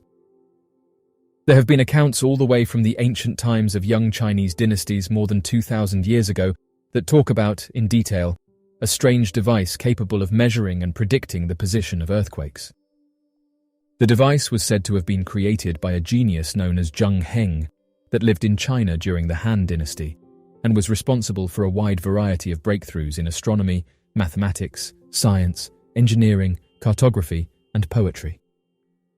Interestingly enough, it appeared that the emperor during this time was well aware of the fact that when an earthquake would occur in a far-off remote region of China, it was impossible to know how and when to send aid if no one from the region had the supplies vast enough to reach the emperor and alert him of the damages caused by the earthquake. This led Zhang Heng to create a device that was detailed in Chinese literature as being capable of detecting the small movements of a seismic event from far away and pointing towards the direction of its origin with incredible accuracy. Although the inventor would pass away roughly 7 years later, before the first earthquake could occur and prove the legitimacy of the device, the emperor writes that one day he and his servants noticed that the Zhang Heng device was pointing in a direction after having detected a disturbance. Several weeks later, a messenger arrived from a distant land claiming that a region had been at the center of a large earthquake that caused devastation and destruction to its people that then required aid from the emperor. This confirmed the device's ability to sense the position and direction of earthquakes, and so was used then on as the main mechanism of any information regarding the natural disasters in the region. The seismoscope was a bronze vessel about 6 feet tall and shaped like a large wine jar. Inside the vessel, there was a suspended pendulum with a mechanism that would trigger the release of one of 8 dragon heads on the outside of the vessel, each pointing in a different direction. Each dragon head would open its mouth to drop a bronze ball into one of 8 bronze toads positioned below the dragons. The toads were designed to make a distinctive sound when a ball was dropped into them, indicating the direction of the earthquake. Zhang Heng's seismoscope was the first known instrument that could detect earthquakes from a distance without the need for human observation. It was based on the principle that earthquakes produce waves that travel through the ground and cause motion. The pendulum inside the vessel was designed to remain stationary during normal conditions, but any motion caused by an earthquake would cause the pendulum to swing and trigger the release of one of the dragon heads. The seismoscope was considered a remarkable achievement in ancient China, and it was believed to have accurately predicted several earthquakes during its time. However, the device was lost to history and only rediscovered in the 20th century when a replica was found in an archaeological excavation. Today, Zhang Heng's seismoscope is considered an important milestone in the history of seismology and earthquake engineering. The principles behind the device have been refined and improved upon over the centuries, leading to the development of modern seismometers and other earthquake detection technologies. Interestingly enough, modern-day seismographs, devices that research scientists use to measure the intensity and direction of an earthquake, follow the same principles outlined in the Zhang Heng earthquake device. This more than proves the validity of the device and ancient texts, and proves that the ancients had far more knowledge and awareness of the world around them than we give them credit for in the modern day. Scientists attempted to rebuild the pyramids at Giza and failed. Back in 1978, a group of Japanese researchers conducted an experiment aimed at exploring the methods used by the ancient Egyptians to build their pyramids. Specifically, they attempted to construct a mini-pyramid using primitive techniques in order to gain a deeper understanding of the process. Unfortunately, the experiment did not produce the expected outcomes, leaving the team with more unanswered questions. The researchers started a comprehensive project based on a plan to construct a 20-meter-high pyramid using primitive tools like pulleys, lifting ropes, and other manual methods. To make this project a reality, they had the support of 100 skilled Egyptian workers and funding from a Japanese television show. The collaboration with the Japanese television show led to a decision to record the entire experiment and turn it into a documentary. This project was undertaken with the permission of the Egyptian government, under the condition that the small pyramid, built as part of this experiment, would be taken down, the area would be cleaned up, and restored to its original state in a timely manner. Overall, this was a comprehensive plan that required the use of primitive tools, support from skilled workers, funding from Japanese television, and permission from the Egyptian government for execution. During the experimental phase, the team, made up of brilliant minds, faced numerous inexplicable challenges. Their initial attempt at cutting 4-ton stones using primitive tools like pulleys proved to be extremely difficult, time-consuming, and expensive. To overcome this challenge, they had to take the drastic step of reducing the height of the pyramid from 20 to 10 meters and the weight of the stones from 4 to 1 ton. Furthermore, they also incorporated electric saws into the cutting process, which went against the experiment's goal of utilizing only simple tools and techniques. This was the team's first use of technology during the experiment, and it proved to be a significant departure from the original plan. Upon further attempts, the team faced consistent failure in transporting the enormous ancient stones from Tura to the Giza Plateau, as even the commonly used methods of wooden rafts or boats weren't successful. However, the team utilized technological advancements and flat ships to transport the stones to the beach near the pyramid. Despite the stones being near the construction site, 50 workers could not move a single stone a single inch, which meant that the process would last for several more years if they had carried on trying to use the same methods. To overcome this obstacle, they established a railway track towards the site. Nevertheless, the journey was far from being completed, as it proved to be difficult to move the stones to the uppermost point of the pyramid, driving them towards a solution of employing cranes and eventually resorting to helicopters to lift the stones to their designated location. Despite utilizing various technological means, the project ultimately failed to meet the required standards. While the builders were successful in completing the construction of the pyramid, the process was deemed unsuccessful due to the numerous challenges encountered. So essentially, the team built a much smaller pyramid, from stones that didn't weigh anywhere near those used on the pyramids at Giza, and they also utilized cranes, helicopters, and modern-day equipment, and even after doing all of this, their pyramid was much smaller in comparison. Though Tesla would go on to make headlines across many different news outlets for a number of breakthroughs and inventions, there were also a number of articles posted about him during his life that spoke of a far more peculiar side of him: the ability to predict the future. When looking through old letters that the inventor wrote to his friends Katherine Johnson, Robert Johnson, and George Westinghouse, it becomes apparent to researchers that the inventor had the strange and accurate ability to warn people of threats of the future. Examples of such warnings of the future that have been written about in these collections of letters include one warning in which Tesla told Katherine Johnson and George Westinghouse to not get on their train back to the city and to wait another day before leaving. After doing as instructed, the train had crashed and soon made headlines as being a national tragedy during its time. Katherine Johnson would later praise Tesla as a man with the gift and would go on to believe he was able to predict the future with startling accuracy. Another incredible example of such future predictions includes his warnings written to both John Jacob Astor IV and John Pierpont Morgan relative to the Titanic. Tesla would write to them in detail that he was aware of the fact that the ship would sink and wanted them to refund their tickets as to not risk their lives on the trip.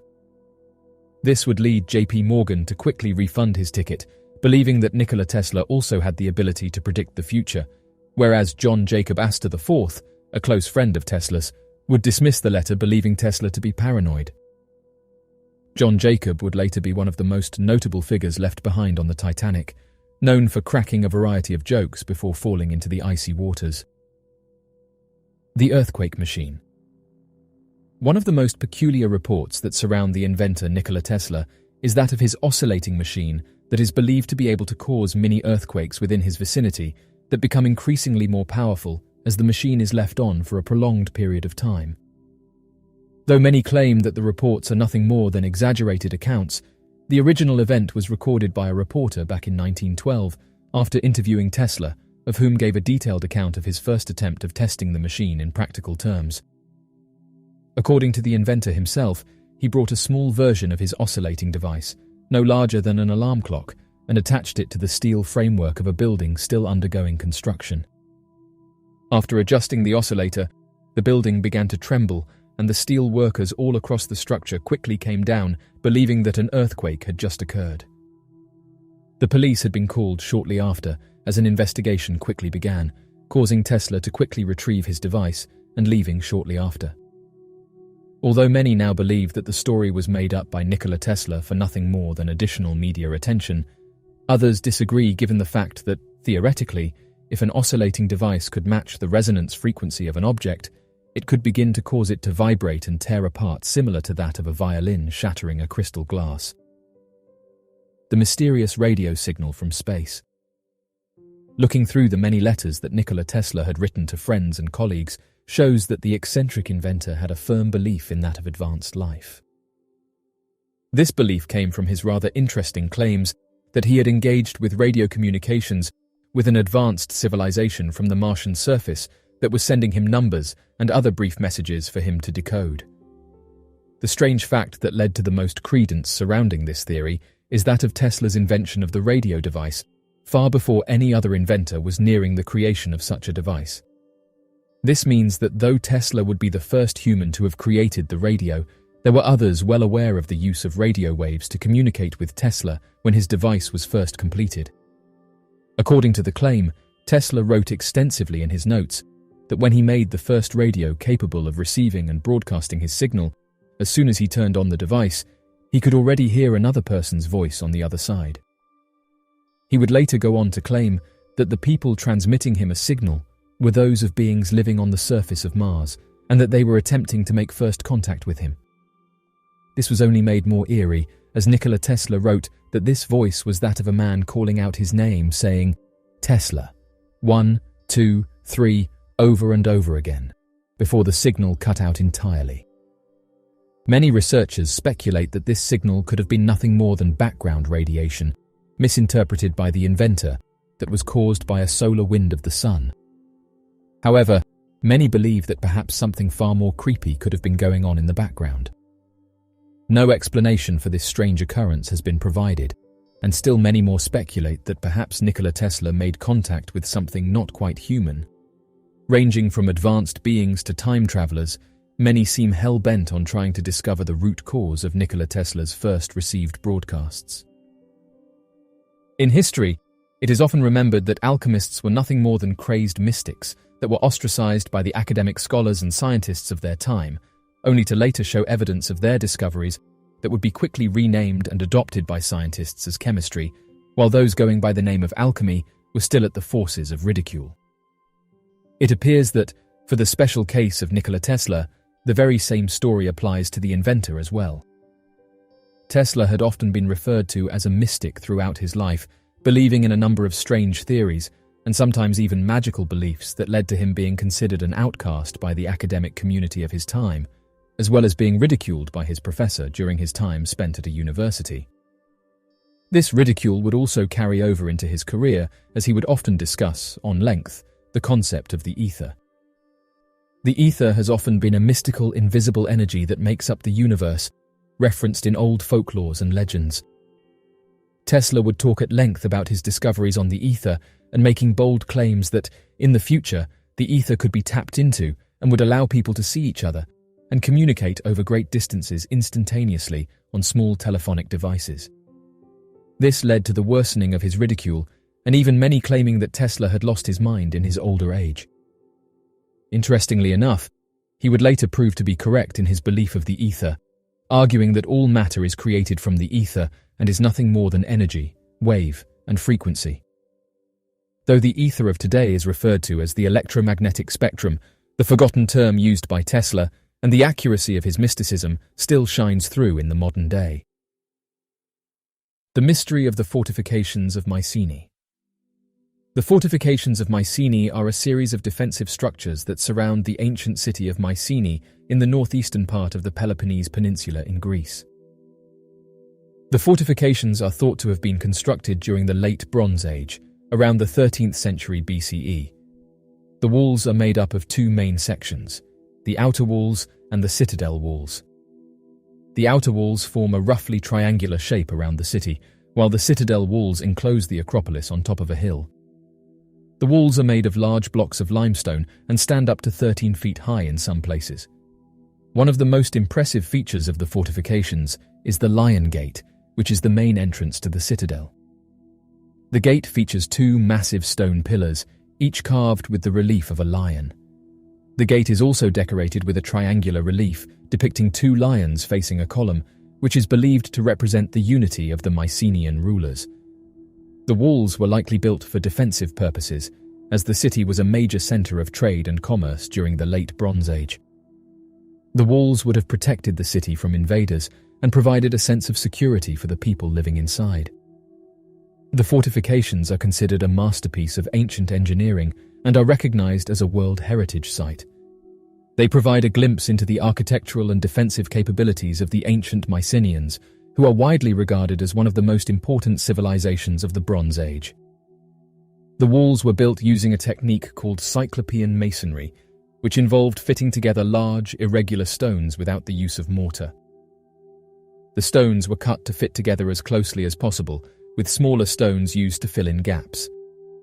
This technique gave the walls their distinctive appearance, with massive, irregular stones forming the base of the walls and smaller stones used to build up the top layers. The walls themselves were massive, standing up to 13 feet tall in some places and up to 26 feet thick at the base. They were constructed in a series of steps, with the walls rising up from a foundation of large stones laid in a trench. The walls were then built up in layers, with each layer consisting of smaller stones that were fitted into the gaps between the larger stones. The walls were reinforced with towers and gateways, which were also built using the Cyclopean masonry technique.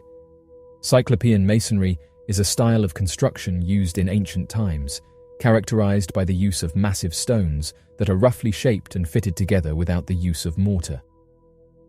The term Cyclopean comes from the Greek legend of the Cyclops, who were believed to have built the walls of ancient Mycenae using massive boulders. Cyclopean masonry is typically found in the walls of fortifications, palaces, and other monumental structures from the ancient world. The stones used in Cyclopean masonry can weigh several tons and are often irregularly shaped. They are fitted together with great precision, using no mortar or other binding materials, and are sometimes so tightly fitted that a knife blade cannot be inserted between them. Cyclopean masonry was used extensively in ancient Greece, as well as in other parts of the world.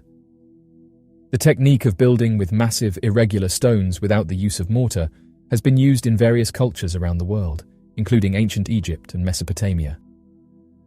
Cyclopean masonry was used for its durability and strength, as well as for its aesthetic qualities. The massive stones used in Cyclopean masonry created an imposing and impressive appearance, conveying a sense of grandeur and power. The technique of fitting stones together without mortar also allowed for greater stability and resistance to earthquakes and other natural disasters. The mermaid sightings of Kiryat Yam. Back in 2009, there were witness reports coming from the local residents living in the Israeli town of Kiryat Yam that had believed they had seen what they described as a mermaid swimming close to the shores of the town, located next to the Mediterranean Sea. According to the reports, a man by the name of Shlomo Cohen was one of the first to report the sighting with his friends. According to his account, they first saw what looked like that of an injured woman lying on the sand. As they approached closer, the woman sat up and then quickly jumped into the water, disappearing as the image of a tail followed behind her.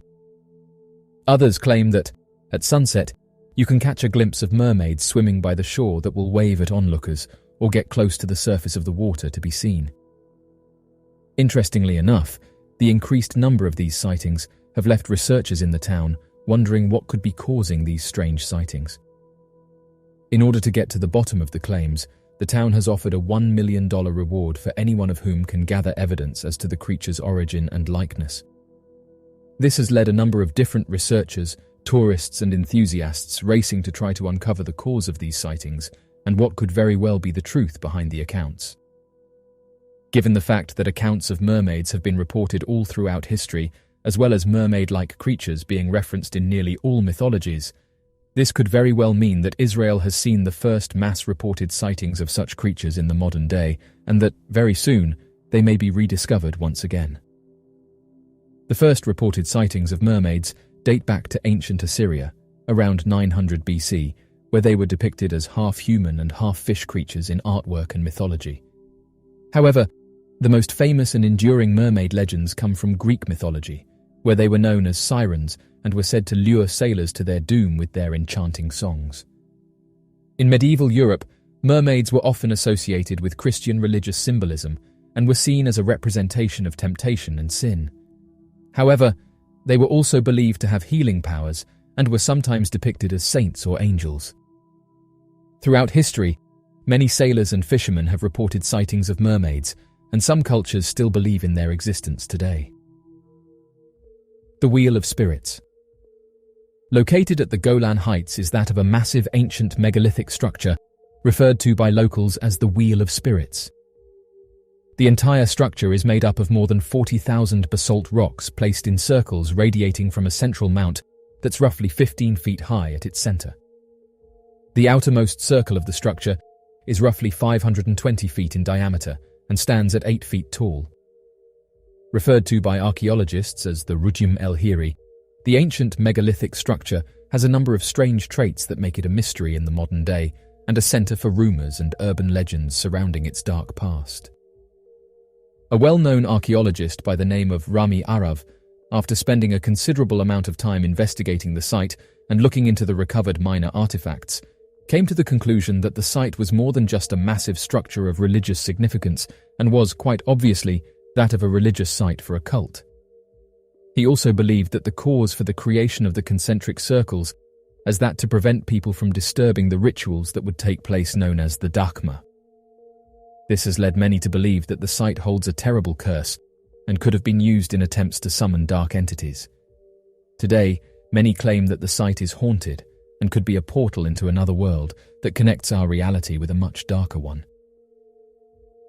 A book predicted the sinking of the Titanic. Although it has often been regarded as one of the most accurate and strangest coincidences in all of history, it appears that before thoughts of even construction, the Titanic was started. There had been a book written that completely predicted the events that would unfold on the RMS Titanic's maiden voyage. The book was written and published back in 1898, more than 14 years before the ship set off on its journey through to the North Atlantic. The book is titled As the Wreck of the Titan and tells a harrowing tale of the largest ocean liner ship that had ever been built, known as the Titan. In the story, the Titan sets off on its journey and strikes an iceberg in the North Atlantic Ocean, which causes it to quickly sink. Although that might be more than enough for people to see the coincidences, eerily enough that does not appear to be the end of it. In the book, the Titan sank in April, similar to the same month that the Titanic sank. Both ships held similar names. Both were described as being the largest craft afloat and the greatest works of men. The book claimed that the Titan was over 800 feet long and displaced more than 45,000 tons, similar to the Titanic, that was 882 feet long and displaced 46,000 tons. Both ships were described as unsinkable, while also utilizing the strengths of a triple screw propeller. Both were described as having a shortage of lifeboats, as well as striking the iceberg at 25 knots, and last but not least, both ships were described as carrying 2,200 passengers, of which the majority suffered a terrible fate. The cause for these strange coincidences are completely unknown, and even the author himself has been surprised as to the strange nature of the book and the way it matched the sinking of the Titanic. The Mystery of Lawrence Sullivan. On the 16th of October, back in 1930, 3-year-old Lawrence Sullivan would join his uncle, John Sullivan, for a short day trip to Mount Jefferson, located in the Nevada Toynbee National Forest. The two would arrive in the area after passing through the small town of Round Mountain, Nevada, located only 150 miles southeast of the heavily populated city of Reno, Nevada.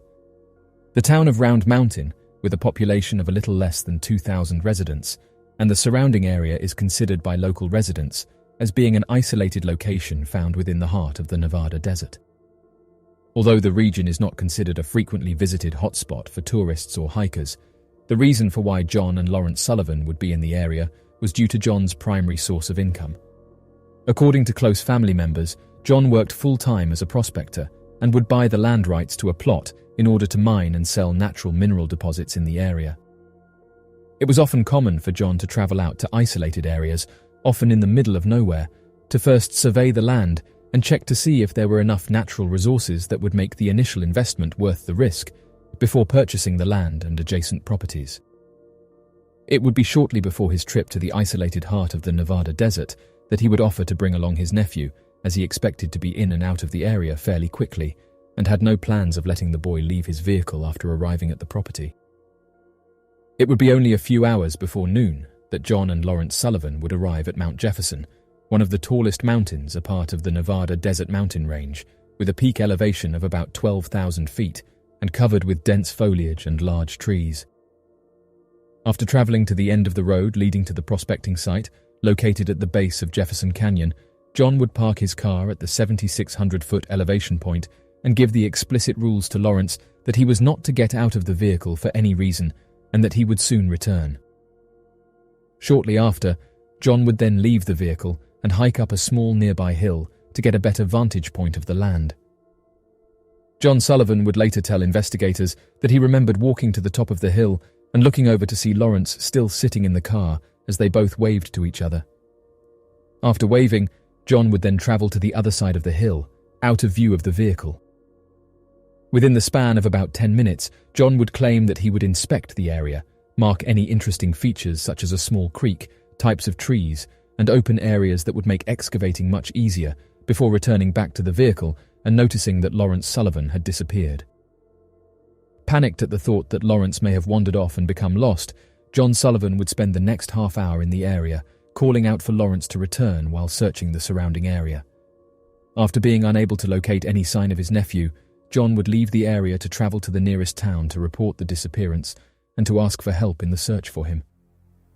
Investigators would first report to the area, looking in the general vicinity where John Sullivan had claimed to wave at Lawrence on the small hill, believing that Lawrence had most likely exited the vehicle after seeing his uncle wave to him and travelled to the small mound to find his uncle. Although the uncle would tell investigators that it was highly unlikely that he had merely missed Lawrence, as he called out to him several times and searched the area, there were not many other options for Lawrence to have travelled. According to investigators, the area where Lawrence had vanished, referred to as the Jefferson Canyon, was an extremely rugged valley that was nearly completely encircled by steep mountains on almost all sides. Given the fact that Lawrence was aware of John's location, it seemed most likely to investigators that he had travelled in the same direction. Volunteers would join the search, travelling from the nearby towns of Tonopah, Manhattan, and Round Mountain, including close family and friends from all over the state. It would not be long for the search parties to reach over 100 volunteers as local sheriff deputies and soldiers from a nearby military base organised the search and rescue operations and recruited an increasing number of local residents to assist in the search for Lawrence. Unfortunately for the search and rescue volunteers, the first day of searching for Lawrence would yield no signs of his recovery. Investigators would spend the first day of Lawrence's disappearance looking in the valley and downhill from the location, yet would find no sign of him. On the second day, one of the search and rescue volunteers would instead decide to travel up from the valley into a more difficult-to-access location found in the upper northern valley. While travelling through the area, he would locate a small ball cap that looked as if it could have belonged to the boy. After returning with the article of clothing in hand, the hat would then be confirmed by John Sullivan as having belonged to Lawrence, pointing investigators in a completely different direction.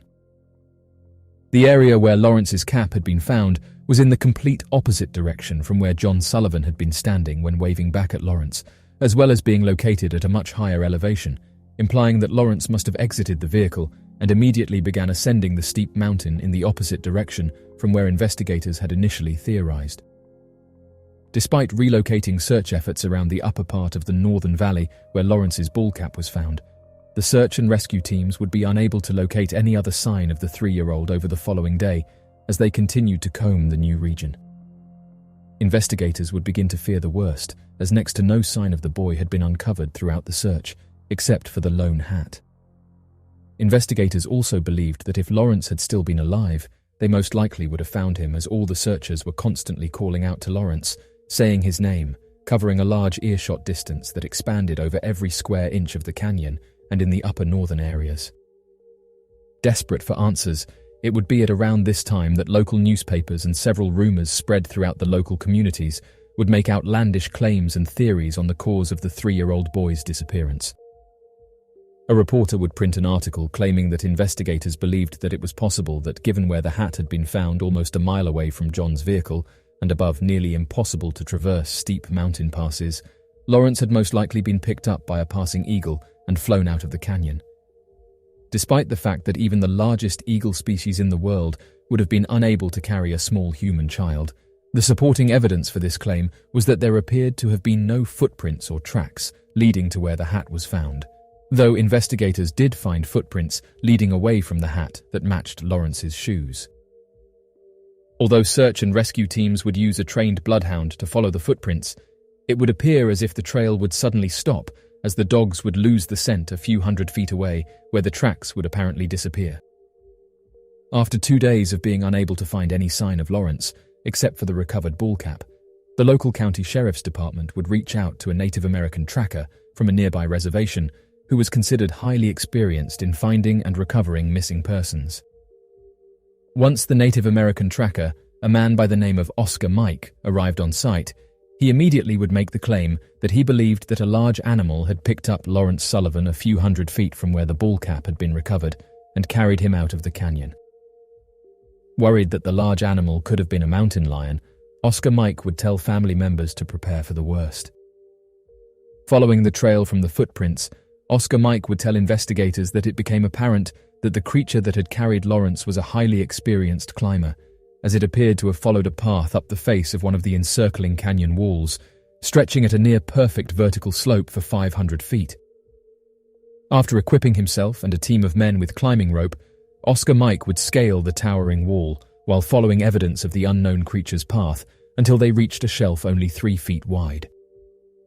Once the team of men reached the shelf, the tracker would confirm to investigators that Lawrence had been placed on the ledge for an unknown period of time, as several indentations were believed to have been footprints that matched Lawrence's shoes.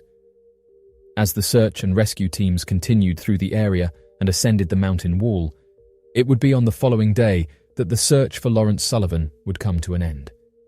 According to several published newspapers describing the last day of the search, a man by the name of Joe Clifford, following ahead of the trail of the Native American tracker, would reach an elevated shelf located several hundred yards from the main canyon where Lawrence Sullivan had last been seen, when he would come across a large fallen mahogany tree that appeared to have Lawrence pinned under a large main branch. After poking Lawrence several times, search and rescue volunteers would confirm that he was alive and well, despite almost 3 full days without food or water, and left stranded in simple clothes as temperatures in the canyon plummeted to freezing temperatures during the night. Oddly enough, Lawrence Sullivan was discovered in a strange position, supposedly stuck between one of the twisted branches of the fallen tree in such a way that volunteers claimed that even the slightest sudden movement of the tree could have snapped the boy's neck. At the time Lawrence was discovered, late in the evening of the 18th of October, at around 6:30 in the evening, he was completely unconscious, and after waking up, was unable to tell investigators what had happened to him during the several days he was missing. The local county sheriff's department would later tell reporters that Lawrence suffered only from a scraped knee, torn clothing and several scratches all over his body, but was otherwise completely healthy, and after spending several days in the hospital, would make a full recovery. An article published on the 18th of October in the Reno Evening Gazette voiced several puzzling facts about the mysterious disappearance and the bizarre recovery of Lawrence, believing that the events lacked sufficient explanations. The article would state that the most remarkable thing of the entire affair, according to Dr. McLeod, the hospital doctor overlooking Lawrence Sullivan's recovery, and others, is that Lawrence survived the bitter cold nights as the temperature dropped to nearly 0. At the point where Lawrence was found, the elevation is nearly 9,000 feet, according to estimates made by the United States Survey Office in Reno. The article would also go on to claim that not only was Lawrence Sullivan found at a location more than 7 miles from where he had last been seen by his uncle, but that the journey to where he had been found should have been impossible for him to have made on his own. Additionally, had Lawrence been carried to the location by a mountain lion or some large wild beast, it was even more peculiar that the boy was found alive with nothing but a few scrapes and scratches on his body. Despite Lawrence Sullivan making a full recovery, he would never provide a statement to investigators about what had happened during the 3 days that he had disappeared.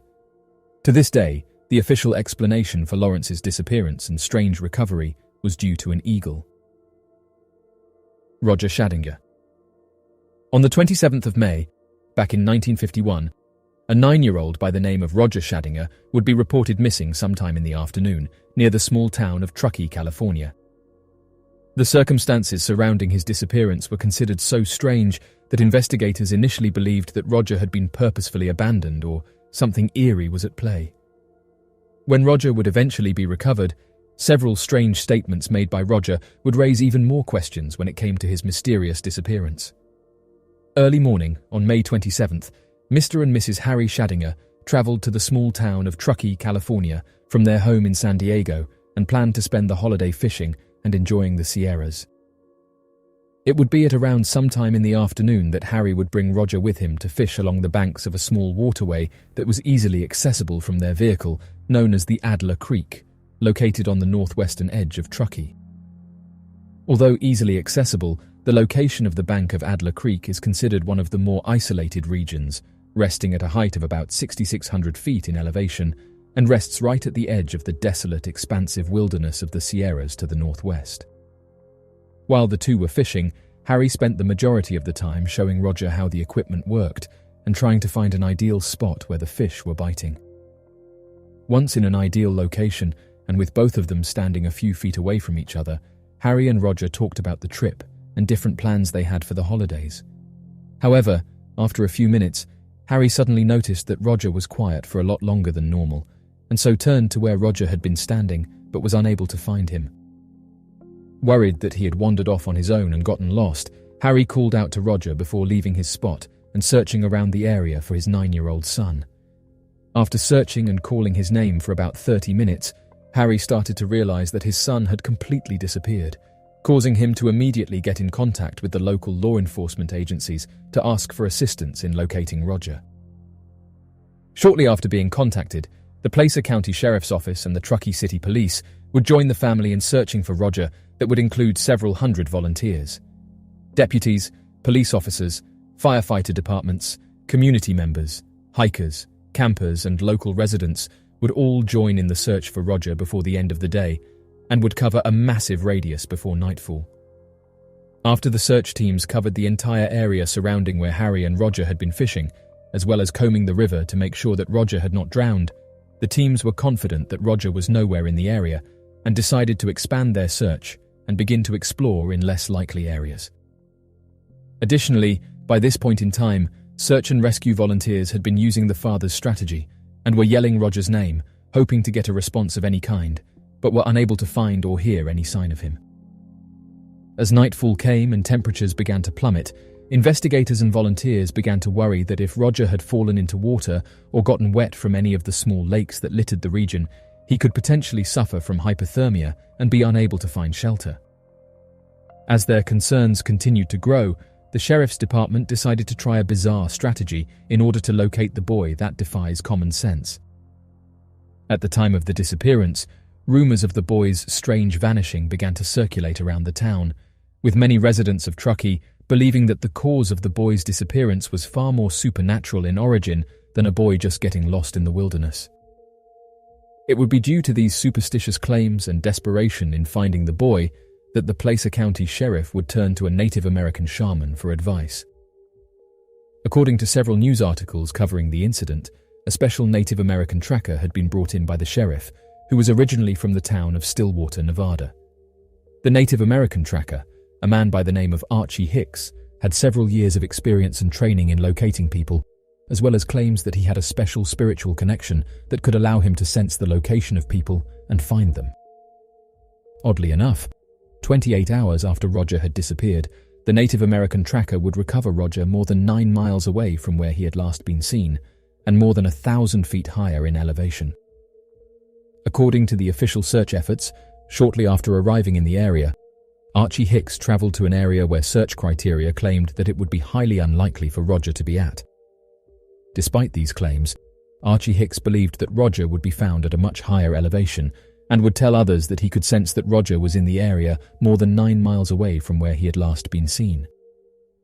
Traveling alone to the area, Archie Hicks's spiritual hunch would be proven correct, and he would find Roger in perfect condition asleep on the ridge of the closest mountain at an elevation of 7,600 feet. Despite having tracked and found Roger himself, Archie Hicks was also surprised to have him, and would later tell several news sources about a short conversation he had with Roger to better understand why he was in that location. It seemed to defy logic that Roger would travel through the roughest terrain in the area and travel uphill into a desolate area, and so when Archie Hicks would talk with Roger, he was desperate to get adequate answers about his strange decisions. Roger would tell Archie Hicks that he was on the ridge of the mountain because he was hiding from a group of individuals that he referred to as the people. Although Roger would never adequately describe who the people were, he would tell Archie Hicks that the reason that he was hiding from them was because he felt that they had bad intentions and meant to do him harm. Many of the news articles covering this story would assume that Roger meant that he had been hiding from the search and rescue teams, and that was why it was incredibly difficult for volunteers to locate him. However, the truth is that Roger claimed to have encountered the people in areas where search and rescue volunteers had not yet searched, and had first spotted the people while he was fishing with his father. Although Roger would never explain how he ended up in the area where he was found, He would imply that he had been taken to the area or woke up suddenly on the mountain. Roger also believed that his shoes were taken by the people, which he would tell Archie Hicks when Archie asked Roger why he was barefoot. Archie would later claim that he believed the people that Roger was hiding from referred to dark, malevolent spirits or forces that can take the form of human beings, but are in fact not human, and are often mentioned in Native American legends of skinwalkers, shapeshifters, and underground people. Even though Roger was barefoot, his feet did not appear to have been injured in any way, making it appear as if he had lost his shoes shortly before arriving to the area where he had been found. Even more peculiar, where Roger had been recovered was within a 9-mile radius of where 2 other individuals would eventually go missing. We don't know why the tunnel under the Temple of the Sun was forcibly sealed with massive boulders 1,800 years ago. There are several theories that have been proposed by archaeologists and historians. One theory suggests that the tunnel may have been sealed to prevent looting or desecration of the temple by invaders or rival factions. The Temple of the Sun was one of the most important religious and ceremonial centers of the Inca Empire and was known to have been adorned with vast quantities of gold and other precious materials. As a result, the temple may have been a tempting target for those seeking to plunder its riches. Another theory proposes that the tunnel may have been sealed as part of a larger ritual or religious ceremony. The Inca were known to perform elaborate ceremonies and rituals in their temples and other sacred sites, and it is possible that the sealing of the tunnel was a symbolic act meant to convey a particular message or meaning. A third theory suggests that the tunnel may have been sealed due to a natural disaster or other catastrophic event. The region around Cusco is prone to earthquakes and other geological phenomena, and it is possible that the tunnel was sealed to prevent damage or collapse in the event of a seismic event. Despite the many theories that have been proposed, the true reason for the sealing of the tunnel under the Temple of the Sun may never be known for certain.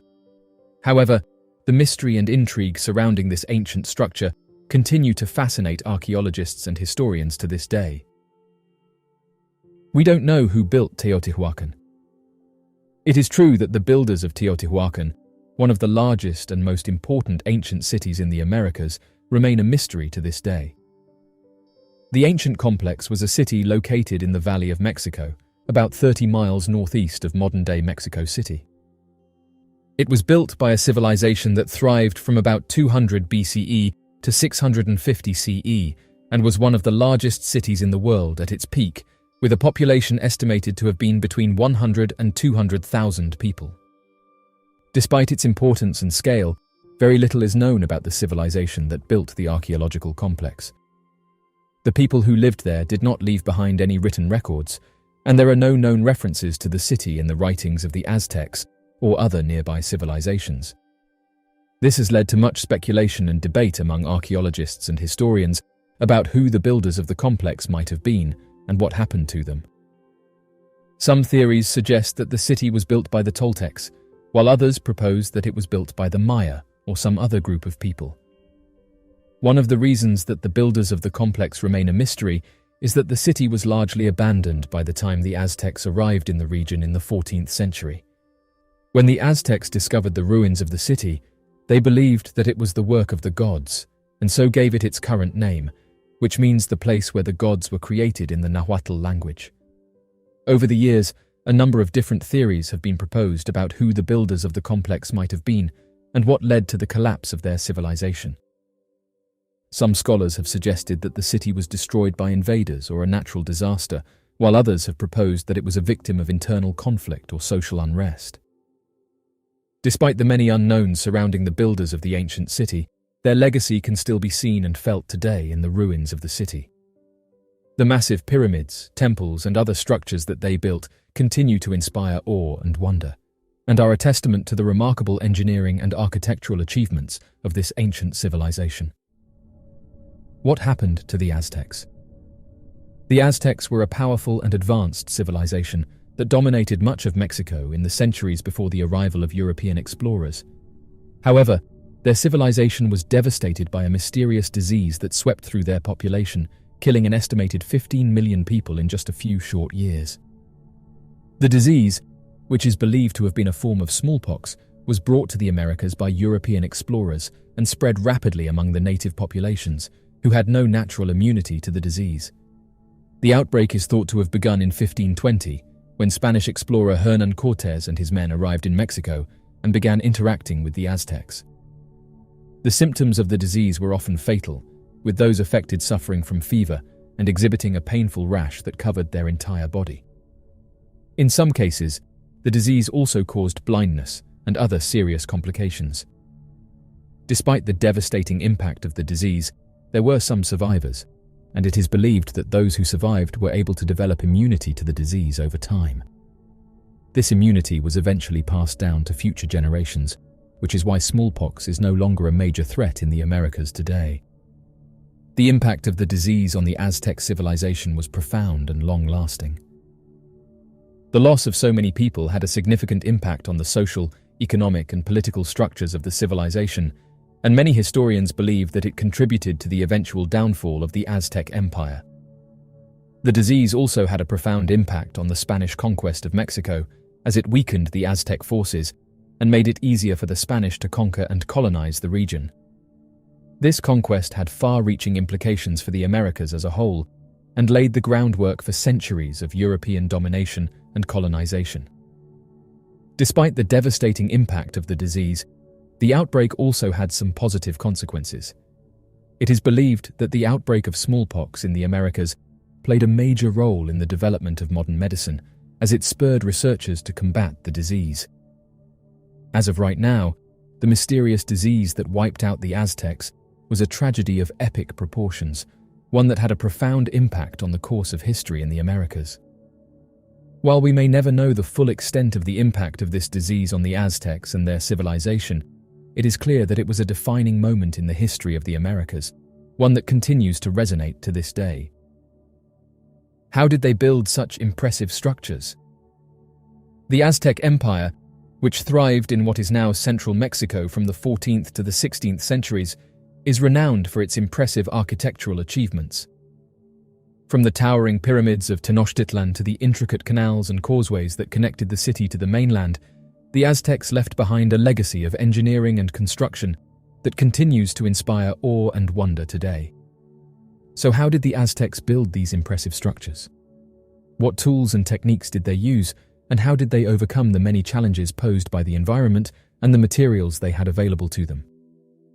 The answer to these questions lies in a combination of factors, including a sophisticated understanding of engineering principles, a deep respect for the natural environment, and a willingness to adapt and innovate in the face of changing circumstances.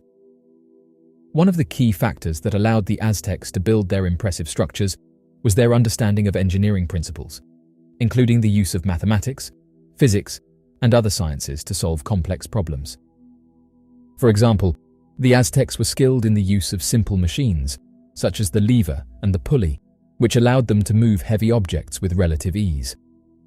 They were also skilled in the use of geometry, which they used to calculate the angles and dimensions of their structures. In addition to their knowledge of engineering principles, the Aztecs also had a deep respect for the natural environment and understood the importance of working in harmony with the materials and resources available to them. For example, the Aztecs used locally sourced materials such as volcanic stone and limestone to build their structures, and often incorporated natural features such as hills and canals into their designs. Perhaps most importantly, the Aztecs were willing to adapt and innovate in the face of changing circumstances. For example, when faced with the challenge of building a city on a lake, they developed a sophisticated system of canals and causeways that allowed them to connect the city to the mainland and transport goods and materials in and out of the city. They also developed advanced systems of agriculture and irrigation, which allowed them to feed a large population in a relatively small area. One of the most impressive architectural achievements of the Aztecs was the construction of their pyramids, which served as religious and ceremonial centers and were among the largest and most complex structures ever built in the Americas. The construction of these pyramids involved a complex process of quarrying and transporting stones, as well as the use of sophisticated engineering techniques to ensure that the structures were stable and able to withstand the forces of nature. To begin the process of building a pyramid, the Aztecs would first quarry large blocks of stone from nearby quarries, using simple tools such as chisels and hammers. These stones would then be transported to the building site using sledges or rollers, which allowed the workers to move the stones across the landscape with relative ease. Once the stones were in place, the Aztecs used a combination of mortar and rubble to build up the structure, layer by layer. They also incorporated a number of architectural features into their pyramids, such as staircases, platforms, and terraces, which allowed for easy access and provided space for religious ceremonies and other activities. Another impressive feat of Aztec engineering was the construction of their canal and irrigation systems, which allowed them to feed a large population in a relatively small area. The canals and irrigation systems were built using a combination of natural and artificial features, including rivers, lakes, and reservoirs, as well as man-made channels and aqueducts. To build these systems, the Aztecs would first identify sources of water, such as nearby rivers or springs, and then create channels to transport the water to where it was needed. The mystery of Aztlan. Aztlan is the name of the mythical homeland of the Aztecs, believed to be the place from which their people originated. The concept of Aztlan has played a significant role in Aztec mythology and identity, and continues to be an important cultural and historical reference point for modern-day descendants of the Aztec people. According to Aztec mythology, Aztlan was a place of great beauty and abundance, a land of plenty where the gods themselves walked among the people. However, over time, the Aztecs began to face a series of challenges and difficulties, including drought, famine, and war. As a result, they began to migrate in search of a new home, eventually settling in the Valley of Mexico and founding the great city of Tenochtitlan. However, the memory of Aztlan remained a powerful symbol of their cultural heritage and identity, and became an important part of Aztec mythology and folklore. The concept of Aztlan also played an important role in the Aztec political system, with rulers and nobles tracing their lineage back to the mythical homeland.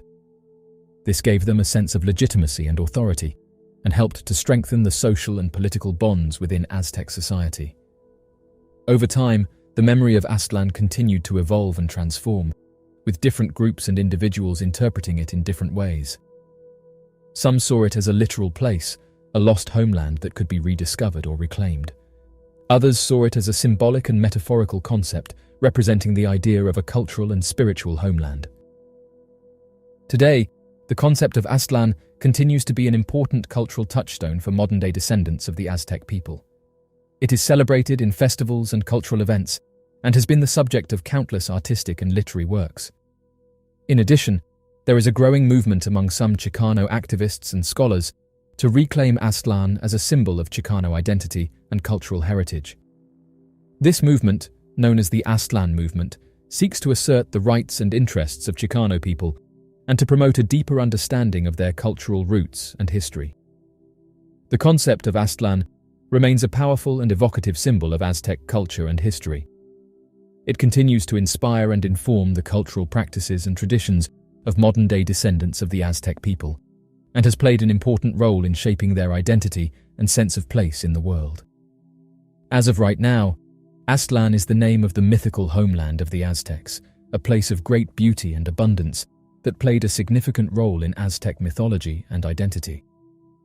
While the concept of Aztlan has evolved and transformed over time, it remains an important cultural touchstone for modern-day descendants of the Aztec people, and continues to inspire and inform their cultural practices and traditions. Whether seen as a literal or symbolic concept, Aztlan serves as a powerful reminder of the rich and complex history and heritage of the Aztec people, and of the enduring power of cultural identity and heritage.